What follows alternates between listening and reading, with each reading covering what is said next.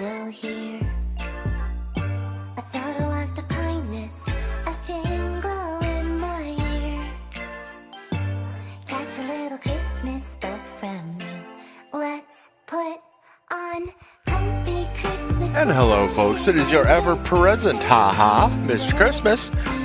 I'm sorry that I'm just a little bit late here, but my computer decided it was going to reboot, and I even had the wrong screen up there. Oh, it is a sloppy beginning, isn't it?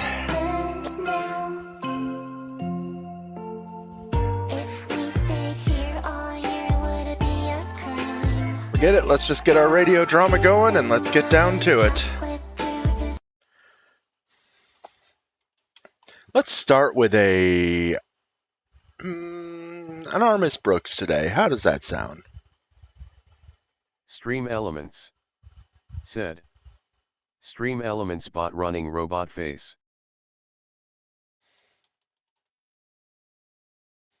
Eeny, meeny, miny, that one. Our Miss Brooks.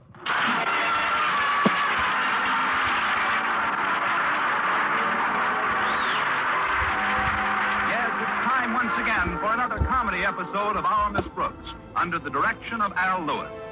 Well, many of us are spending this Christmas Eve with our families and friends. But our Miss Brooks, who teaches English at Madison High School, isn't quite so fortunate.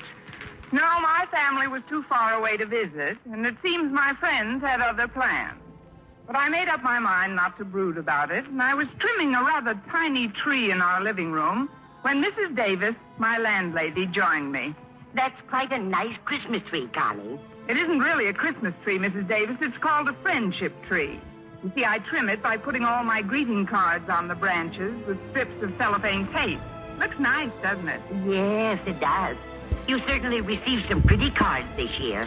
And the sentiments are so Yeah, lovely. I had forgotten my drink. And as I say before, let others talk about fueling their monsters. I like Alani. It says, to Miss Brooks, may the coming year bring you much more efficiency in your work. Signed, O. Conklin. Oh, I can hardly believe it's Christmas time again. What happy memories I have of the earlier Christmases. There was one I'll never forget. I was just 8 years old, and when I tiptoed into the living room, there was my father standing by the tree. All right, we're going to do it again. We're going to just keep going to Germany.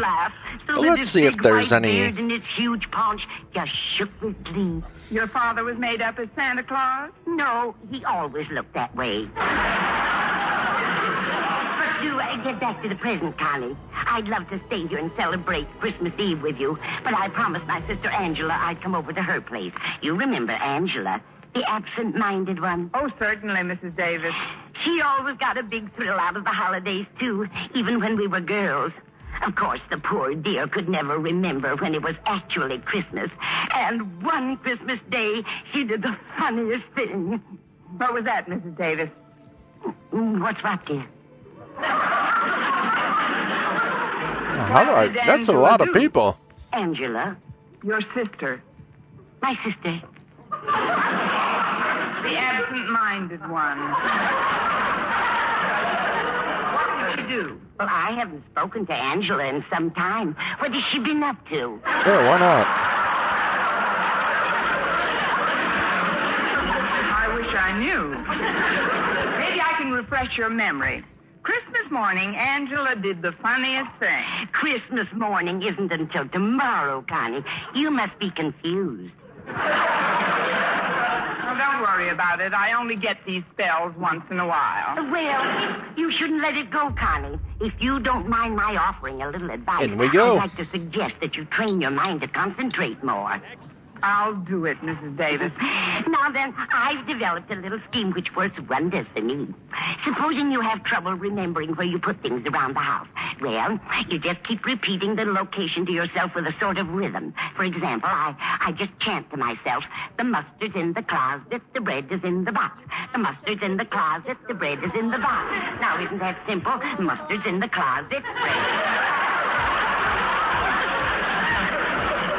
Wonderful, Mrs. Davis.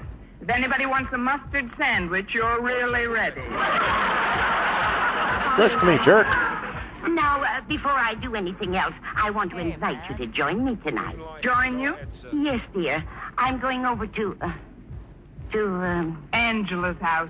Oh, yes, that's right. Oh, she's so cute with that little absent mind of hers. Why, sometimes she forgets what she was talking about right in the middle of it. Oh, dear me, I hope there's enough milk for the cat. Well, I'm sure of Cat? it. But then maybe someday. Or if it doesn't seem to. And that's why I can't join you tonight. But thanks anyway, Mrs. Davis. I'll just spend a quiet evening at home here. But how about Mr. Boynton? Don't tell me he was too shy to ask you for a date on Christmas Eve. Why do you think there's mistletoe on All right, all what do we 4 got here? walls? No, Mr. Boynton asked me all right, but then he canceled yesterday. Said he's going upstate to visit his folks for a couple of days. But don't worry about me, Mrs. Davis. I'll have a gay time. I'll listen to the radio, read, and from this window I can see our neighbor's television antenna. But what about the little gifts you got for Walter Denton and Mr. and Mrs. Conklin and Harriet? When are you going to deliver them? They told me not to where's the bother. They said we'd employee? exchange on the 26th. The 26th. But I don't think the day after Christmas is the time to exchange gifts. You don't. You should see the department stores. Ah, clever. What's that, Mrs. Davis? Oh, it's Minerva. Where are you, dear?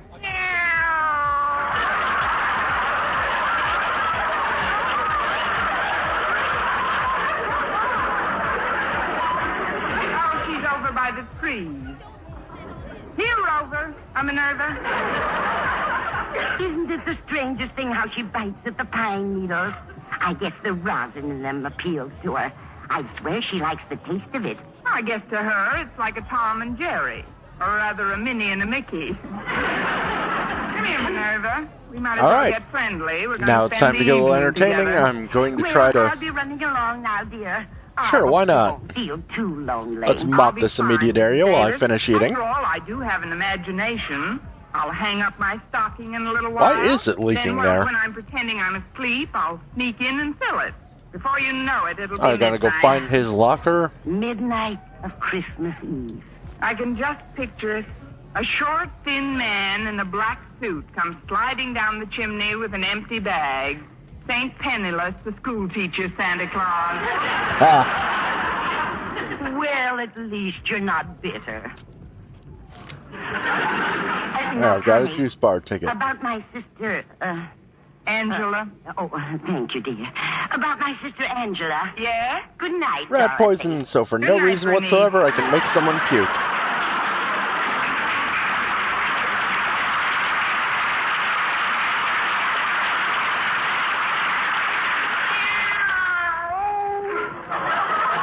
Oh, stop drinking those pine needles, Minerva. Come over What is here. that about? That's a good kitty. Now I'll just settle down in Mrs. Davis's rocker, and we'll have ourselves a nice, quiet rock. You have your ticket on you?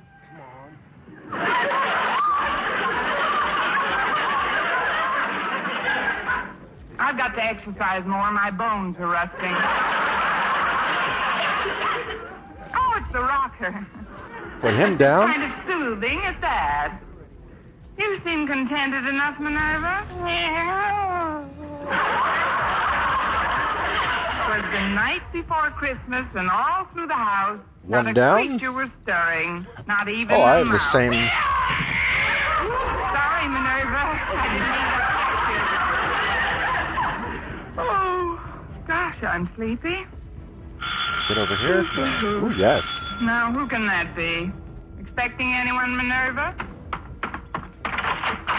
That's funny. Nobody's here. I'm here. Where? Oh, leaning on my knee. What can I do for you? I'm a salesman, but I don't believe in giving any sales talk or sob stories. All I do is tell you what I'm selling. If you want to buy, okay. If not, okay. Okay, what are you selling? Well, it's Christmas Eve. I'm just a small urchin, a little on the underprivileged side. I'm trying to make a few dollars to get some wood to heat our tiny apartment. So while she's singing to my 3 sick sisters, my mother's lips don't turn blue. That's what I like, no sob stories. If you're selling handkerchiefs, I'll take 6. No, ma'am. I'm selling Christmas trees. You're only a dollar. I guess that didn't that didn't work out as well as I wanted it to. But I don't need How about to a quarter? Look, little boy. I can arrange payments. All right, Please take one, ma'am. let's try They're this ordinary again. trees, you know, they're magic. Magic? Yes, ma'am. You'd be surprised what miracles will happen if you buy one. Well, a quarter isn't too much to pay for a miracle. It's 50 cents. I thought you said 25. Ah, what do you got for me? That's when you I'll sound take tougher to that. sell. Oh, well, before I melt down to my coal buttons and the stovepipe hat, here's 50 cents. You won't be sorry, ma'am. Here's a little tree. Say, it's kind of cute at that. Would you like to come in and help me set it up? Oh, I can't. I gotta get right home. My sitter's been alone long enough. Sitter? What about your mother and the firewood? That's just a Let's routine. start as a My folks are attending a bartender, dinner huh? the other bank presidents are giving for father. With the pitch you've got, you'll have your own bank by the time you're 12. Thanks a lot. Good night, lady. And Merry Christmas. Same to you, you little underprivileged millionaire. I'll put this tree over here. No briefcase? Maybe we can find some Aw. extra trimmings for it in the morning. Minerva, will you stop gnawing on those pine needles? I wish I knew what made them so appetizing to us.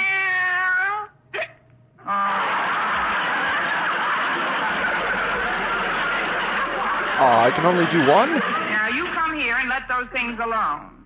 There we are. Well, that's fine. Let's just take Well, it. I guess I'm not the only one that's spending Christmas Eve alone without family or friends. But who can tell? Maybe Santa Claus has something up his big red sleeve that I don't even know Boom, about yet. boom, boom, Of course, boom. I do have a squeaky rocker and Minerva. Jingle bells, Mary, stuff like that.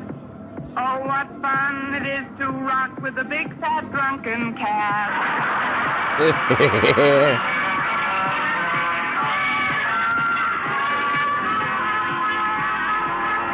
First step is to get outside. As I sat in the living room Christmas Eve with Minerva the cat on my lap, I couldn't help noticing that the tree which I'd bought from that wealthy urchin had a rather peculiar luminosity. Although there wasn't any artificial that- illumination, Oh, it seemed to there's that glow lock from I can- deep down in its branches. So I gotta get As I downstairs. walked back and forth, I started to get very drowsy. Oh, the little boy said this tree was magic, Minerva. I don't believe it either. Still, it is Christmas Eve. Some very strange things have happened on Christmas Eve.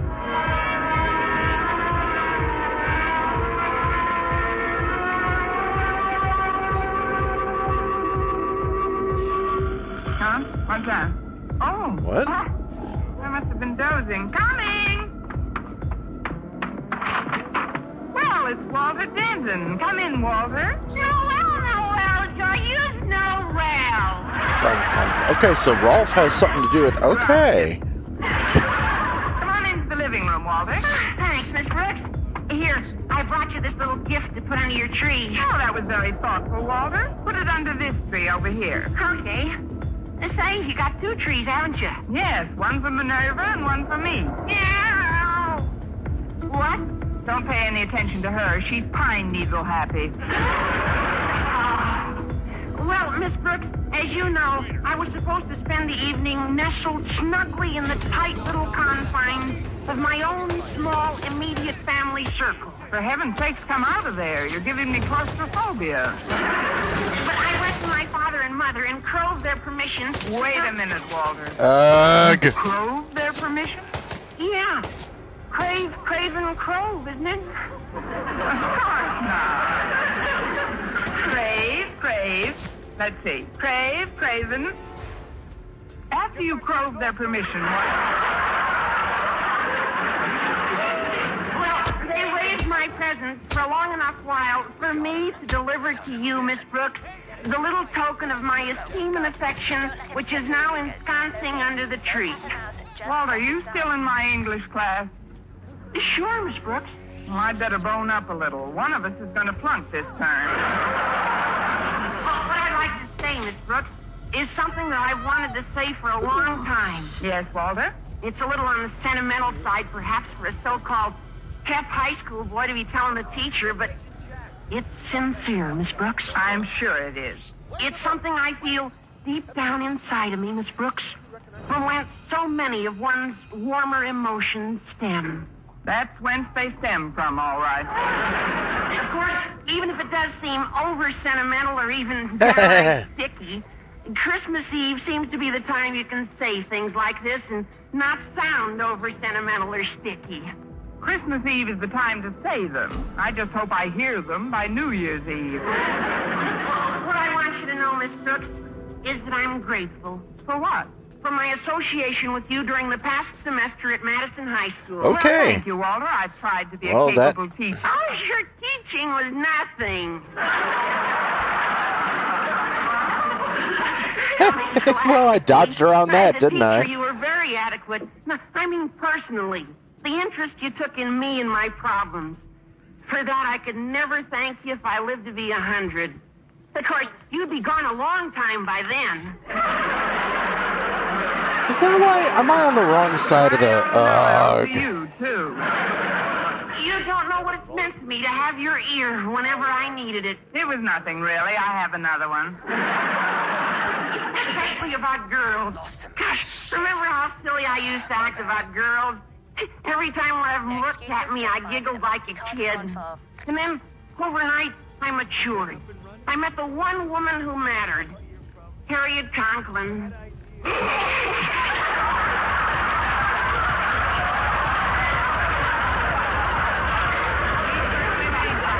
Walter. I don't know what, but something.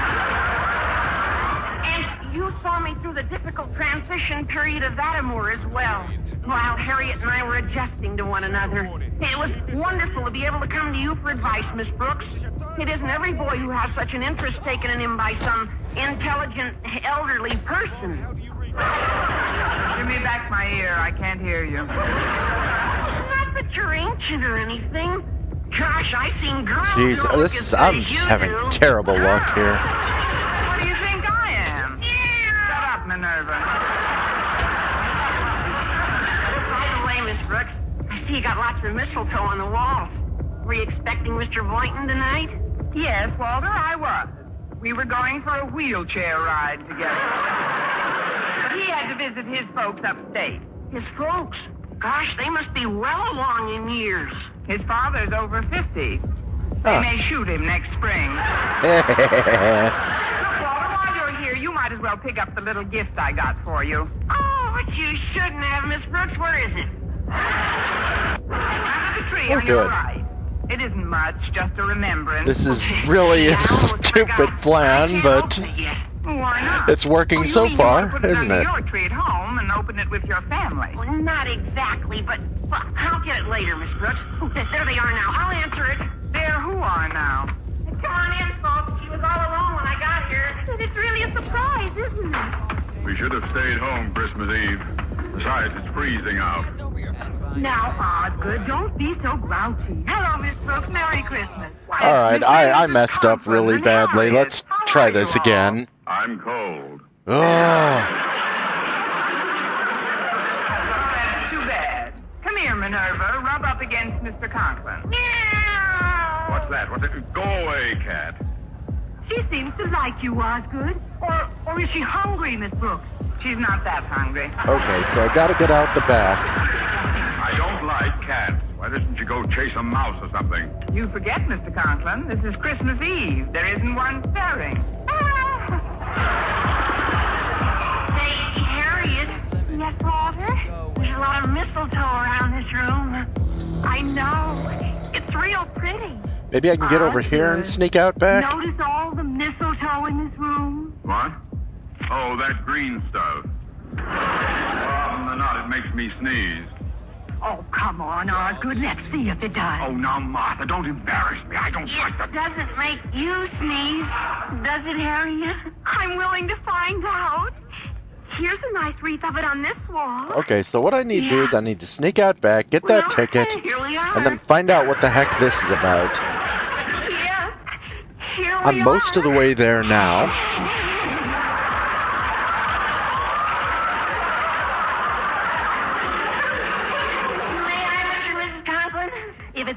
with Harriet, it's all right with us. Oh, come on, Walter. We're getting old. Oh, gosh, you're sweet, Harriet.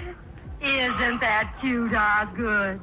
Well, come here, dear. How about one for your faithful old wife? All right, let me through. It is customary, I guess. There. I'm under the stuff. Now, buck her up, dear. Very well, very well. You see, I told you. Now, let's stop this romantic dribble and act like adult human beings. Miss Brooks, I'd like to take advantage of this visit to inquire as to your plans for the coming year's classwork. Do you have your schedule all laid out? Frankly, Mr. Conklin, I haven't had much chance to work on anything. Haven't had much of a chance, but you've been away from school all week. Your vacation started Dang last it. Monday.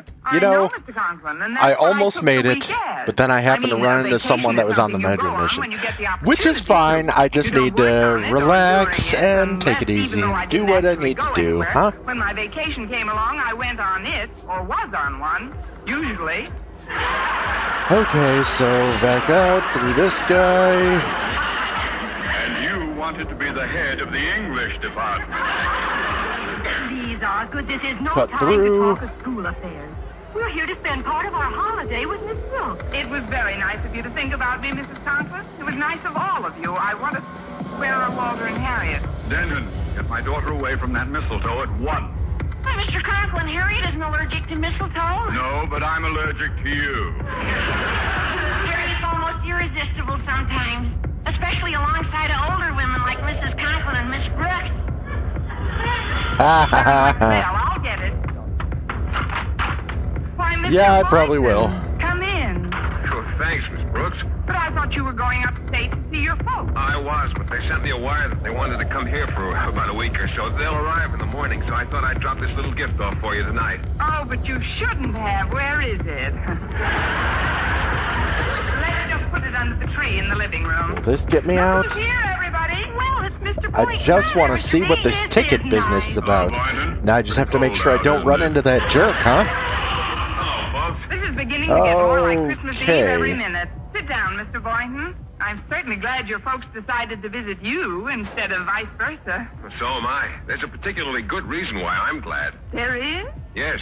It gives me a chance to see how my guinea pigs are affected by this cold snap. They haven't reacted at all. What do you expect them to do? Blow on their paws? Brooks, have you pointed out the mistletoe to Mr. Boynton? Why don't you stop that nonsense, Okay, Barbara? much. It isn't Ha nonsense. ha! I'm gonna make it this Mr. time. Boynton, Provided look I'm, at the you know, careful. mistletoe. Mistletoe?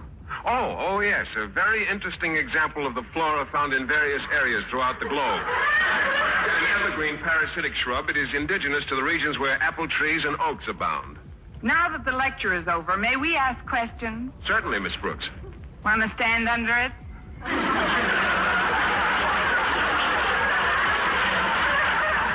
Stand under it? Well, you see, because of certain characteristics in its makeup, an allergy is sometimes aggravated by its presence. I'll take a chance if you will. Come on, Mr. Boynton. Yeah, come on, Mr. Boynton. Just bring him over to this wall here. Well, I'll get under it if you like. Well, don't just stand there. Can't you see Miss Brooks is cooking? Oh, don't fuss for me. I couldn't eat a thing.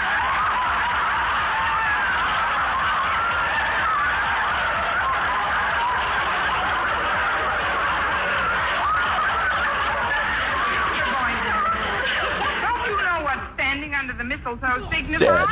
Well, I know what it signifies to most people, but to me, it's Well, there goes All right, 85 that's cents one worth of target mistletoe. down. I know what let's do. Let's open up the presents right now. Wow, splendid suggestion, Walter. shouldn't we wait until just before we leave? Might be less embarrassing that way. Well, if you want to open them now. Golly, this one tree's pretty crowded. I'll put some of these packages under this little one over here. Hey, look out, Walter. You're bumping into one of the branches. Look out.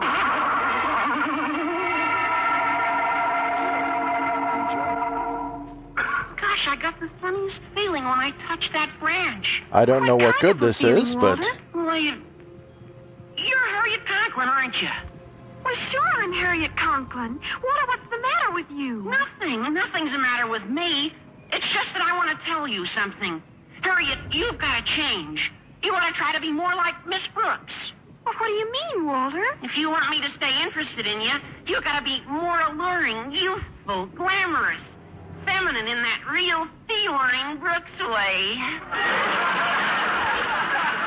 Walter, have you been drinking pine needles too? Look at that tree. It seems to be glowing. What do you mean, glowing? It's just a reflection from the street light. All right, God for is you. giving me the Mimi. You should try holidays, indeed. Here, I'll just move the tree where it won't glisten in our eyes. Here we go.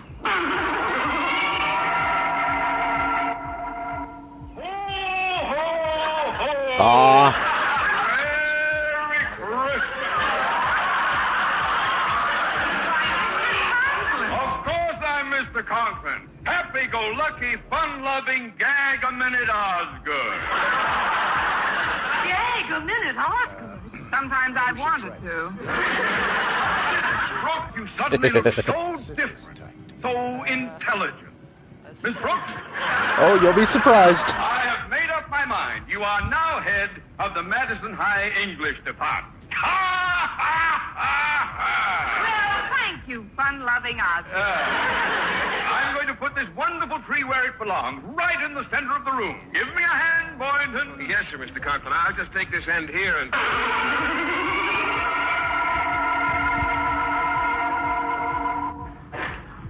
Miss All right, Brooks, where are you Yes, going, Mr. buddy? Barton? come here, baby. Hopefully somewhere I can kill you in private.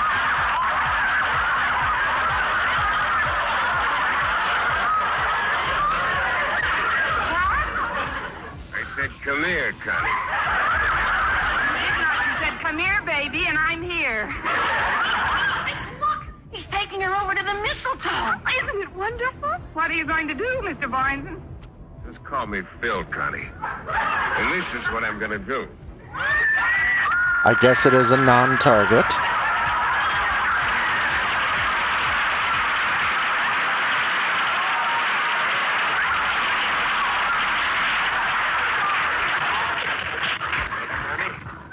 How does that make you feel?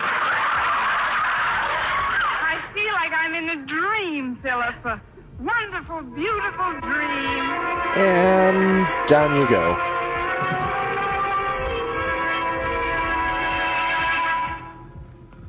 Mr. Boynton. Mr. Boynton. Mr. Boynton, where are you? Where did everybody go? Oh, I must have been dreaming. Well, that's real enough. I'll be right there. I need the scooter Oh, key. sorry, Minerva. I didn't mean to drop you. And I guess I'll go ahead and grab that food, huh? I'm cold. Why, it's the Conklins and Walter and Mr. Boynton. But you all just left. I mean, come in. We thought it would be nice if we spent our Christmas Eve together, Miss Brooks. Yes, and we brought a few little gifts over for you. Now, I'll just put him under this tree here. Yes, do that, Walter. Aren't you going to ask me why I didn't go upstate, Miss Brooks? I know why, Mr. Boynton. Your folks are coming down to see you. How did you know that? I just got the telegram. Don't let's get too carried away with the holidays. We've got to prepare for a hard school season ahead, Miss Brooks. Oh, let's not talk about school affairs now, Osgood. Walter? See, this will enable me to go anywhere I want. Look at it. Now, just a minute before we go through all that again. Would you please touch the tree, Mr. Boynton? The one on the left with the... Why, it's gone. There's only one tree. Miss Brooks, are you all right? Of course I'm all right. Could I have dreamt that part, too? Mr. Boynton, would you do me a favor, please? Of course, Miss Brooks. What is it? Would you touch the Christmas tree? Touch it? Please, But it's important. all right. There. Nothing happened. What did you expect would happen? A miracle. Excuse me, I'll be right back. I'm Little Urchin, and I'm selling magic Christmas trees. But you just came here. We only cost All right, it works. 50 cents? That's right. Now I'm Here's in. $2. Give me 4 of them.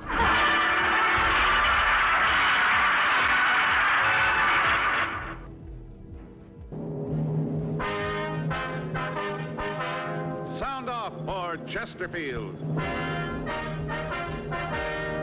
Chesterfield, low in nicotine, highest in quality, best for Okay, you. I can go anywhere I want Chesterfield wearing brings you this. Dragnet.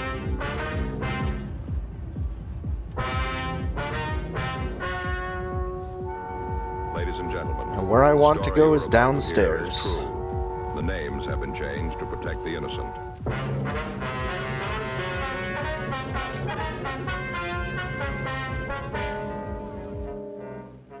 You're a detective sergeant. You're assigned to homicide detail. You get a call that a man has barricaded himself in his apartment. The report says he's going to kill himself. Your job, stop him. That was not useful. It was fun, but not useful. The only cigarette ever to give you 1, proof of low nicotine, highest quality. 2, this proven record with smokers. No adverse effects to the nose, throat, and sinuses from smoking Chesterfield. Chesterfield, regular or king size. I will find Low that, nicotine, and then I'll see if I can highest poison a drink with it, or if it's best just, for you.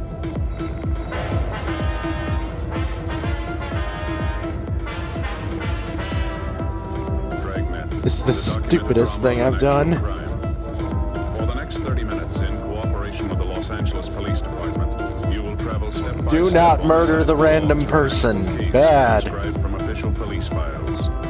From beginning to end, from crime to punishment, Dragnet is the story of your police force in action.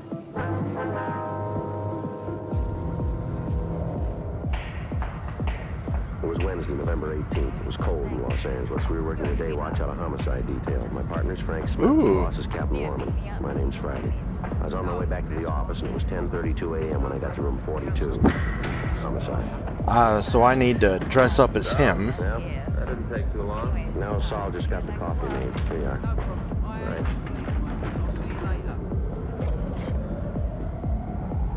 Boy, it sure is hot. Mm-hmm. Anything come in? No, it's been pretty quiet. I got it. Homicide, Friday. Yes, ma'am. Mm-hmm. Yes, let's please go somewhere private where I can Yes, ma'am. punch you out, dress up as No, ma'am.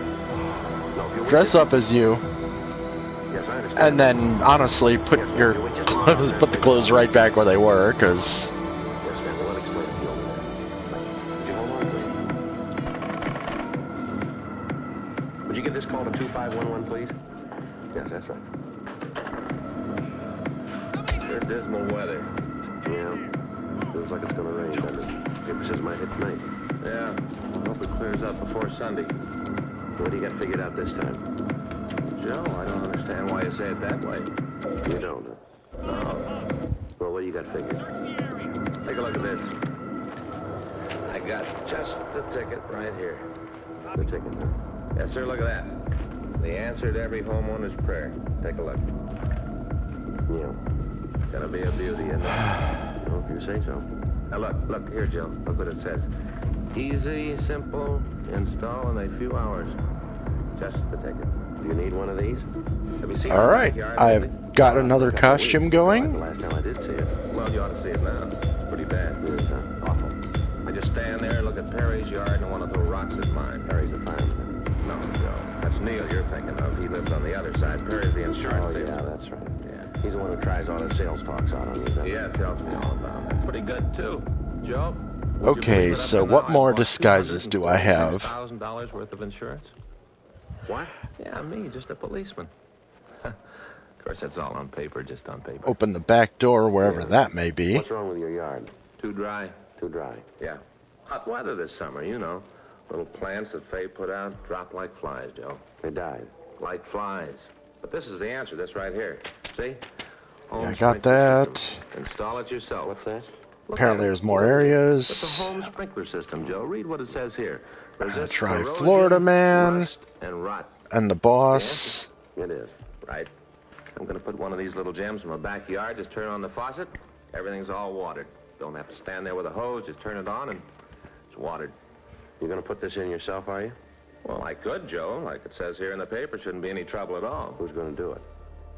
Well, I thought I'd get all the stuff together and then just start on it Sunday. You know, about 10:30 in the morning.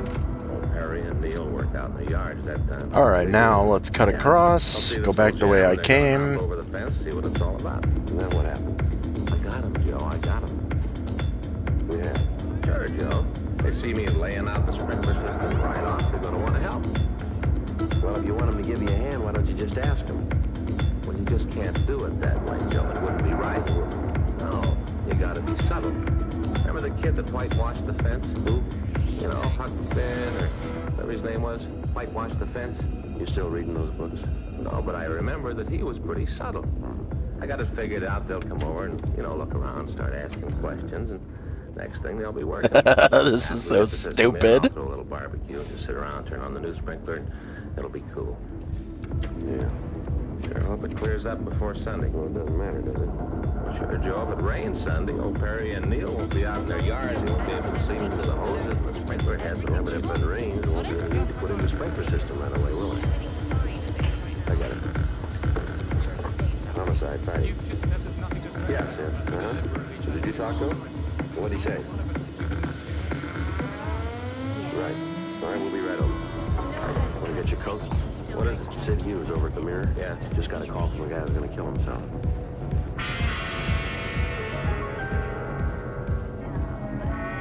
"10:37 a.m. Frank and I notified the complaint board what had happened, and then we left the office. As we drove out of a city hall garage, it started to rain. We turned up First Street and then over to Spring. Sid Hughes, the reporter who called me, was waiting in front of the Mirror building. Ben, over here. Oh. Ah, so I'm learning more stuff that's going on. This is fun. Yeah, here. 2682 North Ardmore, out by the Ambassador. Hi, Smith. Hi, Sid. All right, let's go. What do you got on it, Sid? Well, a couple of minutes ago, the guy called. I answered the phone. Told me his name was Jan Padachek. Said he was going to kill himself. Yeah? I talked to him for a couple of seconds. It was easy to see he wasn't just another crank. He meant what he said. How'd he happen to call you? I don't know. He said something about the paper treating him right. Said he wanted to thank us. You know what he's talking about? No, I got Casey Shawhan working on it now. He's our city editor. Yeah, I know. He's checking the morgue file, see if he can come up with anything. You ever heard of him, Frank? No, name does nothing to me. How come you figure he's on the level, Sid? Well, the way he talked, I can't put my finger on it. Just something in the way he sounded. You know, he meant what he said. What'd you tell him? I tried to bluff it through. Told him there wasn't anything so important he ought to kill himself over it. Yeah? I asked him to let me talk to him. Asked him to wait until I could see him. What'd he say to that? Told me it wouldn't do any good. Nothing could make him change his mind. Said I'd be wasting my time. Yeah. Told him I had a lot of it. It wouldn't do any harm to let me see him. He went along with that, did he? Yeah. Said he'd wait 15 minutes. Told me to come alone, not to figure on trying anything. Yeah. Frank, you better kill the siren when we get near the place. All right. What time you got? 10:42. Can we go any faster? What's that? I told you I believe the guy. Yeah. He said to get there before 11:05.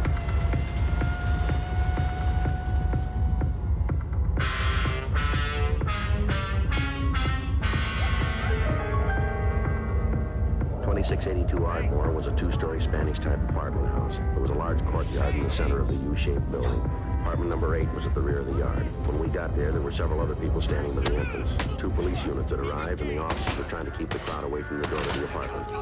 11:03 a.m. We walked back toward Padachek's apartment. Sid Hughes and I tried to figure some way to talk to him about carrying out his threat to take his own life. I'm not sure how to handle this thing, Joe. I'd feel pretty bad if I went in and botched it up. Wish you could do it. Well, has Padachek ever seen you before? Dang I it! don't think so. Why?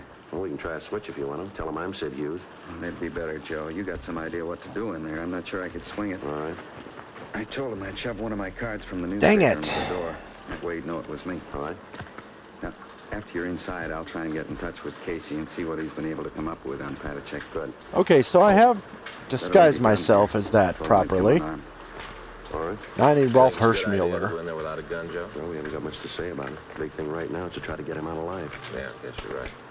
Okay, you want to hang on to this for me? Right. All right, let's give it a try.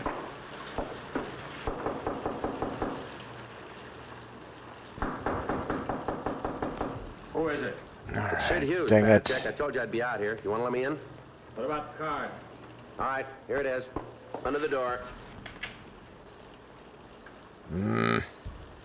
How about it? Padachek? Well, he took the card. Yeah. I don't know. I hope this thing works out. You're going to try to get in touch with your office, aren't you, Sid, and see what you can get on him? Might help. Come on, Padachek. I may as well just go in the front door. They aren't going to bother you? Tell him to go away. No, no. All right, Frank, you better get the other officers to clear the place out. Right. All right, the police are gone now. You want to let me in? Let's try this again. My mail in for me? What's that? My mail, it's in the box, right on the side of the porch. In the box. All right, I'll get it. Hopefully I'm a little less sloppy this All time. right, now let me in, huh? Come on. I'll stand right there. You don't need that gun. I'm not going to cause you any trouble. Turn around. I told you I was coming unarmed. Turn around. We'll see. All right, let's go upstairs. All right. Just a minute. This lockpick is infinitely useful. Okay, let's go. Why don't you put the gun down? You're going to need that. I feel better with it. I mean, Mind if I take off my raincoat? I can No, go stab ahead, people make with yourself it. comfortable.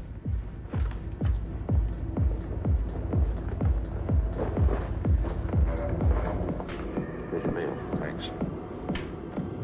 You going to open it up? No reason to. There's nothing important. You can't tell. There might be. There isn't. I know that. You want a cigarette? No, but you go ahead. Here, have one of these. I want to be able to see your hands. All right.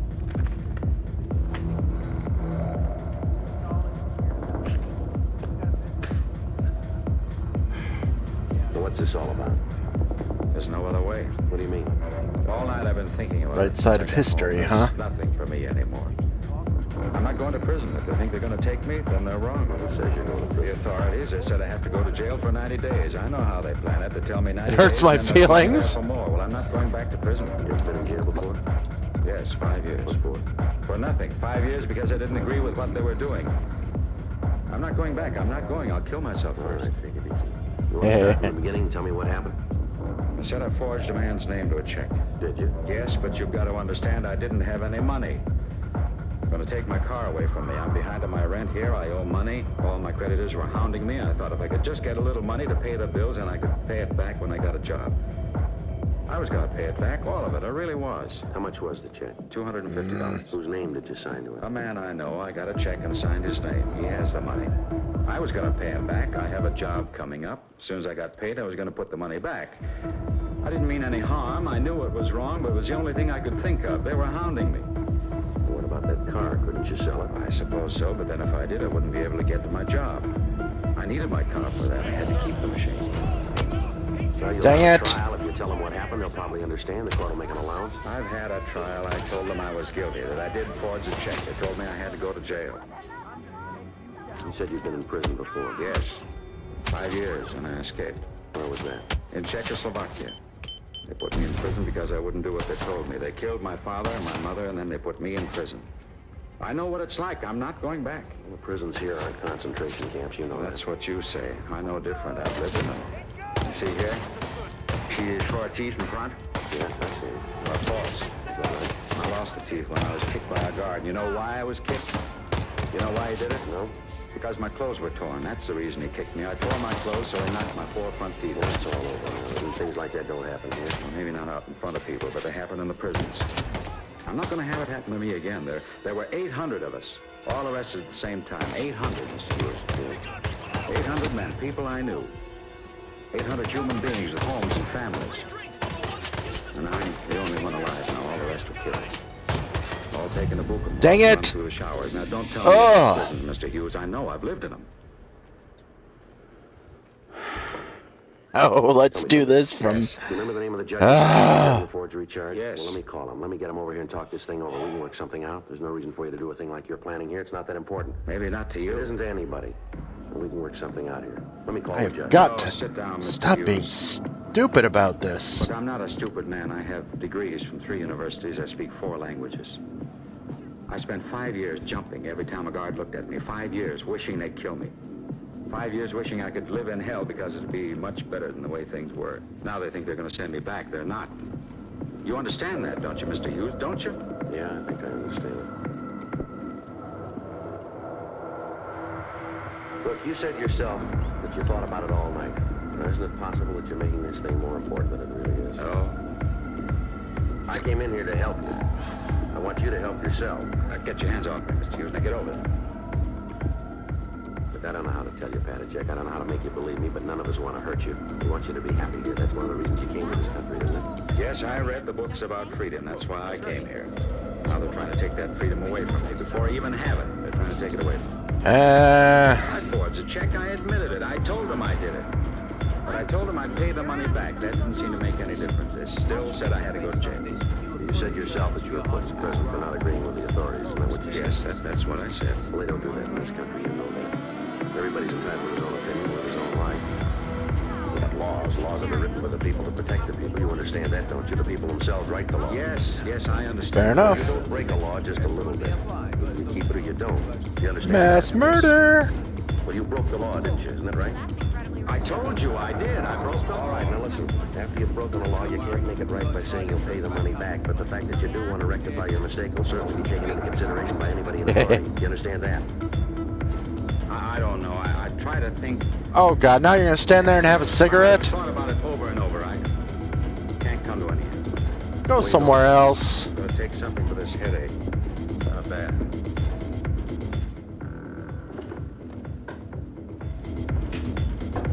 What's this here? What? This note here on the bureau. That's what I wrote. Tell why I did it, so they know. Nobody understands what has happened. We cannot accept the jail term. All I want is to find peace and freedom. I guess this is the only way to do that. I'm sorry to cause anybody any trouble. Please take care of my dog. Patachek? Yes? You know this is all wrong, don't you? I don't know. I wish I did, but I don't. No, we're not going to need this. There's going to be no reason for it. What are you doing? Get away from me. Leave my things alone. Like all the rest, you don't understand either. You better get out of here. Get out. All right, if that's the way you want it. Why'd you crumple up this note? Now, why? I didn't think that you'd need it. Thought we had this thing straightened out. Well, we haven't. I told you, get out. All right, wait a minute. You said that you'd pled guilty. You admitted you forged that check. Isn't that right? That's what I said. Well, how come you're here? How come you happen to be home? They gave me 24 hours to arrange care for my dogs. I put up a bond. They gave me 24 hours. Where'd you get the money for the bond? One of the companies by the jail, they put it up for me. Well, how about the dogs? Did you take care of them? No, not yet. Where are they? Up in the kitchen. Can I see them? You like dogs? Certainly I like dogs. All right, come on. I can't believe I got away with that. That is ridiculous. And holy heck, 17 people watching. How's it going, gang? Smarter, this little one's Eric. Yeah, they look like real good dogs. They are thoroughbred shepherds. Only friends I have. I'm sure you've got friends. Who? Tell me who. Well, me, for one, I'd like to be your friend if you'll just give me the chance. How about it? What do you say? What's that on your belt? What? The leather case on your belt. What is it? You don't have to answer. I'll tell you. It's a bullet clip. You're not Sid Hughes, are you? Are you? No, Jan. No, you're a policeman. You're here to take me to prison, but you made a mistake, a big mistake. Yeah, I'm gonna kill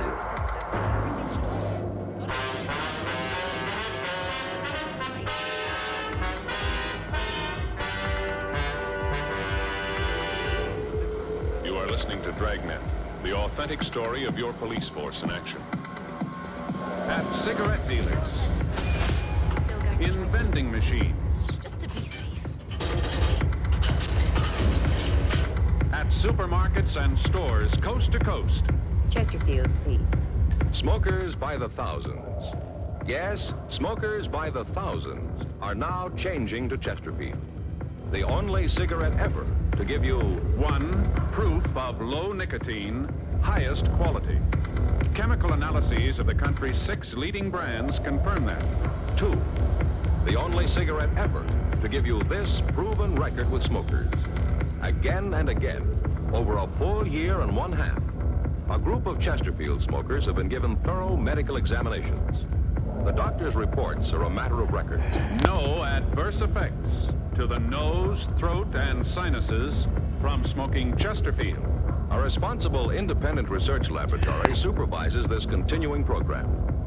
Chesterfield, the only cigarette ever with a record like this. Chesterfield, best for you. So how do I overload the...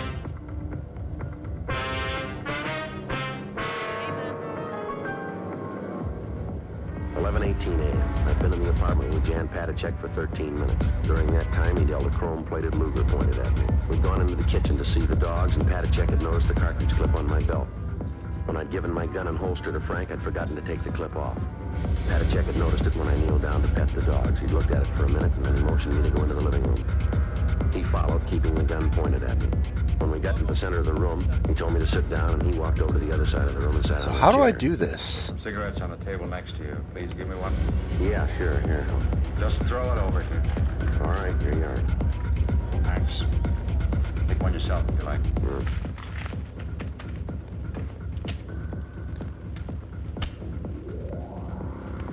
Who are you? My name's Friday. You're a policeman, aren't you? That's right. You know, killing isn't new to me. I've done it before. All right? Yeah. See this gun? Yeah. I killed the man who owned it. He was the one at the prison camp, the one who kicked me. After I escaped, I went back. Now I have the gun. Now I Already don't got have to listen to that. other people who tell me what to do or when or how to do it. You'll listen to me because you know if you don't, I'll kill you. You know that, don't you? Maybe. I've seen lots of How killing. do know I what it get... is. I won't hesitate to kill you. What about the people you know here? What about? How are they going to feel after you've done away with yourself? It won't matter to them. You sound pretty sure about that. I'm sure as I can be. You mean that in the Nothing 2 years that good you've up been over here? in this country, you haven't made any friends that are going to care about Not at all. What about the people in the picture? What? Right here. This photograph here. Christmas party, all the signatures, don't they care? No? About this one here. Says to Jan with deepest regard. Signed Mary Jane. This her? Yes, it's her. Looks like a nice girl to me. Yes. Shook them. I don't think so. I mean, it's interesting that I can go this way, but... They try to make it easier because they felt sorry for it. Thought I didn't know, but I did all the time. Well, some of the things that they wrote on the pictures doesn't make it look like that. Some of them pretty nice. They didn't mean them. You really believe that? I don't have any other choice. How long's it been since you did believe in anything? Long time. How long? I guess since my mother died. When was that? At the beginning of the war. Right after the conference. They came one night. They took her and my father. Took them both. I never saw them again. I heard what happened. Guess that's the time I stopped believing in anything. How'd you happen to come over to this country? After I escaped, Hey, I went to more England rat for 5 poison, years. I worked yay. for the Czech forces there. Then when the war was over, I got permission to come here. I think you said before that you came over here because you wanted the freedom, isn't that right? Yes, You found it, didn't you? I guess so. Anyone ever try to tell you where you to go? No. What church to go to? No. You can say what you think, can't you? Yes. Well, why do you want to do this thing? I try to tell you, I know about prisons. I know what goes on behind the doors. I lived there. I lived and died in them. You ever been in one? Yes. As a Yeah. prisoner? No, not as a prisoner. Well, that's just it. Maybe they got you fooled, too. I remember when the people from the relief organizations would come along. The guard would take us out in the court of the prison. They'd make us stand there and tell the people how good they were to us. If we didn't say it that way, then they'd take us back and beat us to death. I know what goes on behind the doors. I know because I saw it. I lived it. Now, don't So tell how me do I blow this up? Now, you and your law come along and tell me that you're going to send me back. What about them? Who's going to take care of the dogs? Isn't that the reason that you're here? Isn't that the reason you came home? Who's going to take care of them? I don't know. Somebody will. They're going to miss you. They'll miss me feeding them, that's all. You know better than that. Martha, Eric, be quiet. Well trained. You ever shown them? No. We have a lot of good dog shows around here. You ought to show them. They probably do real good. They have dog shows in prison? I don't know how to tell you. I don't know how to make you believe me. If you just let me get that judge over here, let him talk to you. Maybe he can make you believe that it's not going to be like it was in your country. You'll be well fed. You'll get decent clothes. Nobody's going to beat you. We don't do things like that here. I'm not going to prison. Just How let do me I get that judge over do here. it? Now, let me call him on the phone. He can be here in just a few minutes. He'll tell you. He can do something. There's no reason why we can't work this thing out. Now, let me try to help you, please. That's I want just to believe you, Mr. Buddy. I distraction. really do, but it's hard to believe in anything. Just ask you one thing. Trust me. I've never seen you before. I don't know you outside of this room, but I ask you to believe me. I promise you. I give you my word that I won't let anything happen to you. I don't know. I don't know. Let me have that gun. Let me take it. Then we can work things out. Fine. Do you think we can do it? I'll just go up and I'll get a biker outfit. The be-all, end-all of getting everything I need. You won't let him do it. will you? Grab the damn biker outfit. Don't worry. All right, you down there. Get away from that door. All right, come on, Jan. I'll go crazy if they put me in prison again. I know I will. I don't want to go back. Jan, come on. Give me the gun. I won't go back. If I go this time, it'll be for good. Now, if they take me this time, they'll kill me for what I did. I know they will. No, they won't, Jan. Now, please, give me that gun. Get away from that door and stay away, will you? They're gonna break in. Doctor, quick, we gotta hide. If they find us, they'll kill us both. Come on, Jan, believe me. I won't let anybody hurt you. I promise. I give you my word. Now, give me that gun. You mean that? I do. You won't let them take... No, now, come on. Give me the gun. I want to believe you. I want to believe you. Do it, trust me, Jan. I won't let you down. Come on, give me the gun. Okay, what's the technician's note?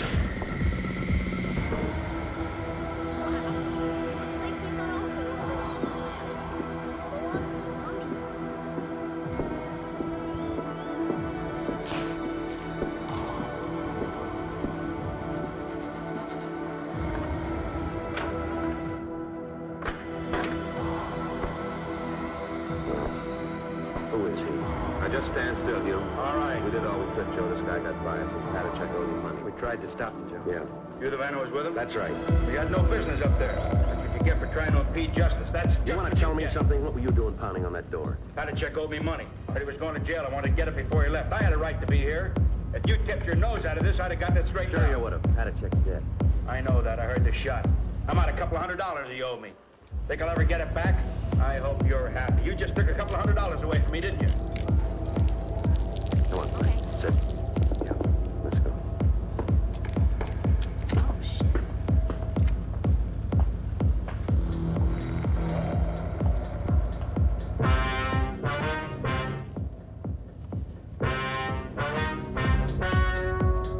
The story you have just heard is true. The names were changed to protect the innocent. On November 19th, an autopsy was performed in the coroner's office in and for Dang the it. County of Los Angeles, state of California. In a moment, the results. Here is our star, Jack. Thank you, George Fenneman. Friends, Fine. we've been getting letters from people all over the country telling us that they've switched to It's gonna mess up Chesterfield. some of my Because of that, mastery, we're but telling let's you try this thousands of again. smokers are changing to Chesterfield because only Chesterfield gives proof of low nicotine, highest quality. That's why I recommend Contract you try it search. today. Regular or king size, you'll find Chesterfield. Let's do best for Germany. you. I really want to unlock the poison, gosh darn it.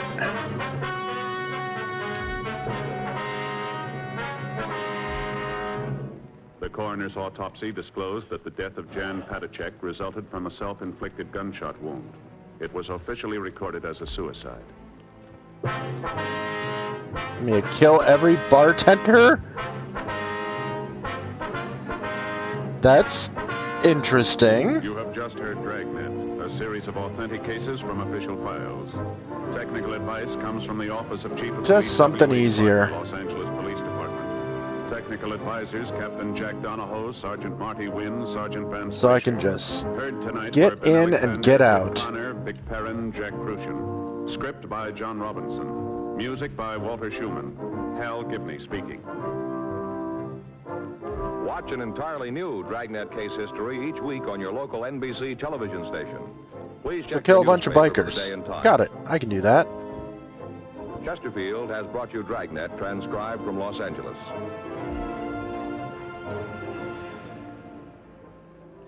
Have you tried new cork-tipped Fatima? It's the smooth smoke. Here's why. New Fatima tips of perfect cork. King size for longer filtering. And Fatima quality for a much better flavor and aroma. Remember, Fatima has the tip for your lips. Try new Fatima. See how smooth it is. Fatima is made by the makers of Chesterfield. All right. Liggett and Myers, one of tobacco's Let's try it most again. respected names.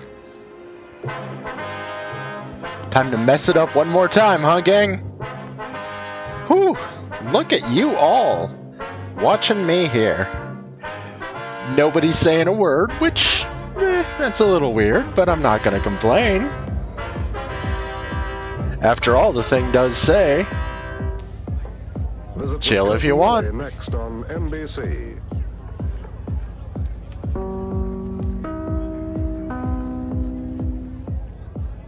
Another cup of Maxwell House coffee, George. Sure. Pour me a cup, Gracie. You know, Maxwell House is always good to the last drop. And that drop's good, too. Yes, it's Maxwell House Coffee Time, starring George Burns and Gracie Allen. Wow, that is super loud.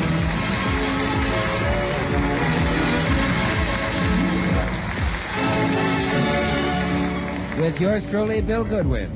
music of Meredith Willson and his orchestra. Mel Blanc, Verna Felton, Elvia Allman, Margaret Braden, and the ladies of the Beverly Hills Uplift Society. Okay, For your let's Thursday turn night this comedy down a little. enjoyment, it's George and Gracie. And for your everyday coffee-drinking enjoyment, it's Maxwell House. The coffee that's always good. to George the last Burns drop. and Gracie Allen is always a great show.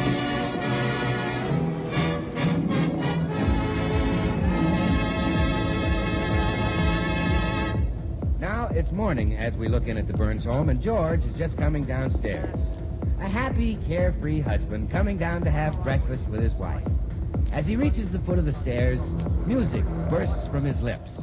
Ain't misbehaving all by myself. Music bursts from his lips. Ain't misbehaving. I'm happy on the sofa. Really? Well, that's as close as we can get. He calls gaily to his wife. Oh, Gracie, your big kissable daddy is up. Here's volcano lips. Isn't that disgusting? But pity him, ladies and gentlemen, for a terrible fate awaits him. Little does he know that meeting in the den is that bane of his existence, Gracie's club, the Beverly Hills Uplift Society. So innocently, he searches for his wife. He looks in the kitchen. Cookie? He looks in the dining room. Hey, Cookie. No response. Now he walks to the den door. No, George, don't open it. No. They can't be in there. I sprayed that den only yesterday. He stands for a moment frozen with horror. Then fright gives way to anger. He calls upon his manhood. Again, no response. Then the door opens and Gracie comes out. Oh, George. It was you who looked in the door. Yes. Oh, Blanche Morton certainly needs glasses. She was facing the door and she said, Gracie, when did you get it, Airedale? All right, I'm in the back. Dale, I'd run that bunch of old cats up the nearest street. Old cats? Why, George, in that room sits the cream of America's womanhood. True, a couple of them have gone to butter. Gracie, I've told you repeatedly I will not allow those women on my premises. Now, who's the owner of this house? You are. And who's the boss around here? I have... And who's leading? Oh. You are. Well, what I have to do is I have to succeed at least once to get the points for that. Government agents? Those fugitives from a dark beltway? Don't make me laugh. Well, it's true. You see, President Truman has asked all the merchants to cut their prices. That's despite inflation. Gotta get away from this cruddy music.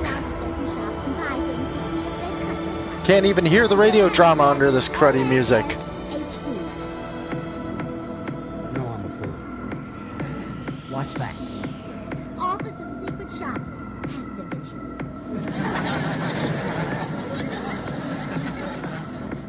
Real patriotic, you girls. Look, Gracie, you don't have to buy things to see if prices are cut. Just go in the store and ask. But this way we have concrete evidence. We get a hat and a sales slip. Naturally, we don't keep them. We send them right to Washington. Oh, you send the hats to Washington? No, the sales slips. We'll wear the hats. Wear the hats. They look silly on congressmen. But suppose they want to see the hats. Suppose they want to see that concrete evidence. Well, if they want to see something concrete, let them look at our heads.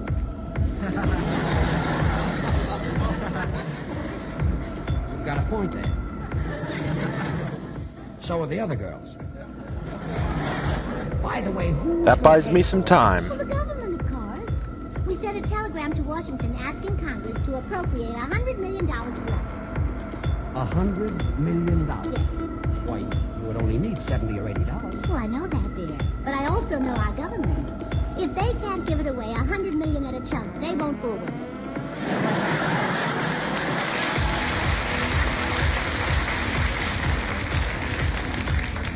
You uplifters have had some wild ideas, but this tops it. Oh, there's someone at the door. If it's a man in a white coat, you'll find ripe pickings in this house. Dang it. Come in. Telegram for the Beverly Hills Uplift Society. Is that you, Pop? No, Better change my outfit again. George, give the boy a tip. Here, son. Oh, gee. I'm gonna bet this on a horse. You are? Yeah, with 100 to 1 long shot, I can run this into $1. So long, kid. Oh, George. Oh, this is terrible news. Congress won't give us a penny. This can get them all reelected. Why did that happen? Dear, I can't bear to go in the den and read this to the uplifters. That was It'll weird. kill 'em. Let me read it to them. No. As president of the club, it's my duty. Then let me watch. Very well, come on. Girls, quiet, please. Girls, fellow uplifters, we have just received our answer from Congress. Nuts, up and over. Happy girls can't wait. Yeah, tell us, Gracie. That was one of the studio people, wasn't it? This silly club. Yes, Oh, George, no. and I do not regard this club as silly. I'm proud that they chose to make me an honorary woman. But you're a man. Sort of. You can't intimidate him, George. He's one of our most loyal members. Thank you, Gracie. And I will continue to remain a loyal woman, even though my social life has suffered to some extent. How has your social life suffered? Well, so far, the only man who's been willing to dance with me is Arthur Murray. He's looking familiar. Is this where that back door is going to be? Oh, George, stop interrupting. We must get on with this meeting. Girls, I'm sorry to announce that Congress has refused to vote us an appropriation. Oh, I think that's unfair. Me too. The Navy got a big appropriation to Up build here, ships. maybe? Yes. They spend millions on those old battle wagons, but not a penny on us. Some battle wagons cost more than others. George, please. Girls, I think you'll agree with me that Congress has acted unwisely in this matter. They certainly have. Of course, we can't expect Congress to be too intelligent. We must remember it's made up of Where men. the heck am I? And wherever you find men, you'll find petty jealousies, bickerings, and general confusion. Thank goodness we're ladies. Yes. Well, most of you are ladies anyway. I intend to fight inflation. This is no time to discuss your diet. Are you insinuating that I'm plump? Well, they don't call you Blanche the Blimp for nothing. Ladies. Well, I wouldn't want to have your skinny figure. You're built like an hors d'oeuvre. 2 toothpicks stuck in a pickle. I agree with Blanche. It'd take a bustle to give Clara curds. Oh, well, you ought to know, dearie. You wore one when you were young. Whose side are you on, Meredith? Well, I refuse to participate. Well, thank goodness one of us is a lady.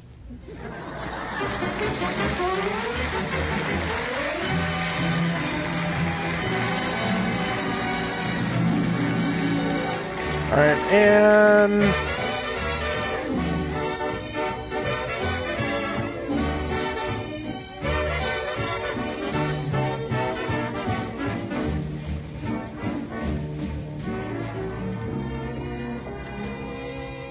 Casey Jones. Ever stop to think how many songs the railroads have inspired, Meredith? More than a feller can okay, count, so Bill. that'll More than a get me feller. down Yes, now. From Casey Jones to Chattanooga Choo Choo and the Atchison, Topeka, and Santa Fe, railroads have been almost as popular with the songwriters. I as have Romance got and to get Roses. 10 familiarity with The this. rail lines west across the country helped build a nation. And while today's big streamliners are a far cry from the smoke-throwing wood burners of yesteryear, the train is still a symbol of adventure and romance. And now more than ever, the railroads are a colorful and vital part of the American scene. Makes me think how Maxwell House coffee truly belongs to the American scene. Why, Maxwell House has been pleasing this coffee-loving nation for generations. And this fact speaks for itself. Today, more people buy and enjoy Maxwell House than any other brand of coffee at any price. Flavors behind this nationwide preference, that good to the last drop Maxwell House flavor that results from the masterful blending of these carefully selected Latin American coffees. Manizales for mellowness. Medellins for richness. Forget you biker guys. You can just die. Other choice coffees for vigor.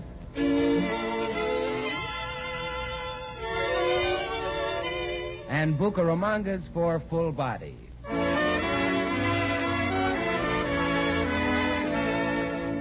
Adding up to great coffee at its flavor peak.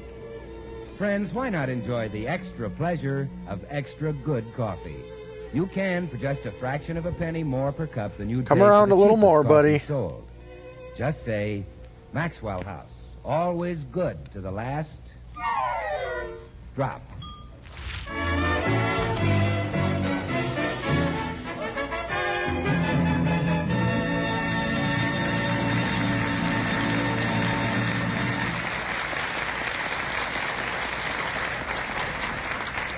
Well, Gracie, the government refused to give you dames any money to buy new hats, so you might as well break up your club meeting. Oh, no.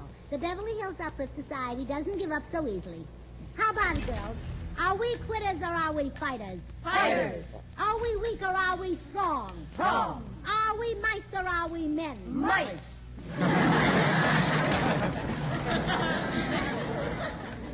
They're mice? What is that? Well, I didn't give them much of a choice that time. We'll show those congressmen they can't shove us women around. Yes, they're forgetting about woman's suffrage. That's right. We're all married, and married women go through plenty of suffrage. Yes, they do. I mean, all those in favor of sending a stern letter of protest to the government of the United States say aye. Aye. All opposed say no. No. George, you can only vote if you join our club. I take back the vote. Now, who can do shorthand and typing? One of you girls must have been a secretary at one time. Not me. Not me. Me either. I was. You, Meredith? Yes, I was secretary to a Mrs. Perkins, a businesswoman back in Mason City. However, her husband forced her to discharge me because I was too attractive. Well, Meredith, here's a pencil. Take this letter. Ready, Chief? It was United States government, United States dear government. How about my Jolin government? Dear government? Yes. Now read that back, Meredith. Oh, United States government. United States, dear government. I guess that's telling them. Pour it on them, Gracie. Bear down, kid. Make them know it. You bet I will. Now, here we go, Meredith. Dear government, yours of the 22nd inst received and contents sneered at. Contents sneered at. Period. Got it, Chief. She's got it. How dare you refuse us an appropriation? Question mark. Why, you politicians give away so much money that Congress ought to change its name to Truth or Consequences. Oh, brother. All those in favor say aye. Aye. All opposed say no. Fool with us, will they? Next paragraph, Meredith. Ready, Chief. He's ready, Chief. Look at the way you spend the taxpayers' money, period. Why do you need a Secretary of War and a Secretary of Navy, question mark? Let the soldiers and sailors do their own typing.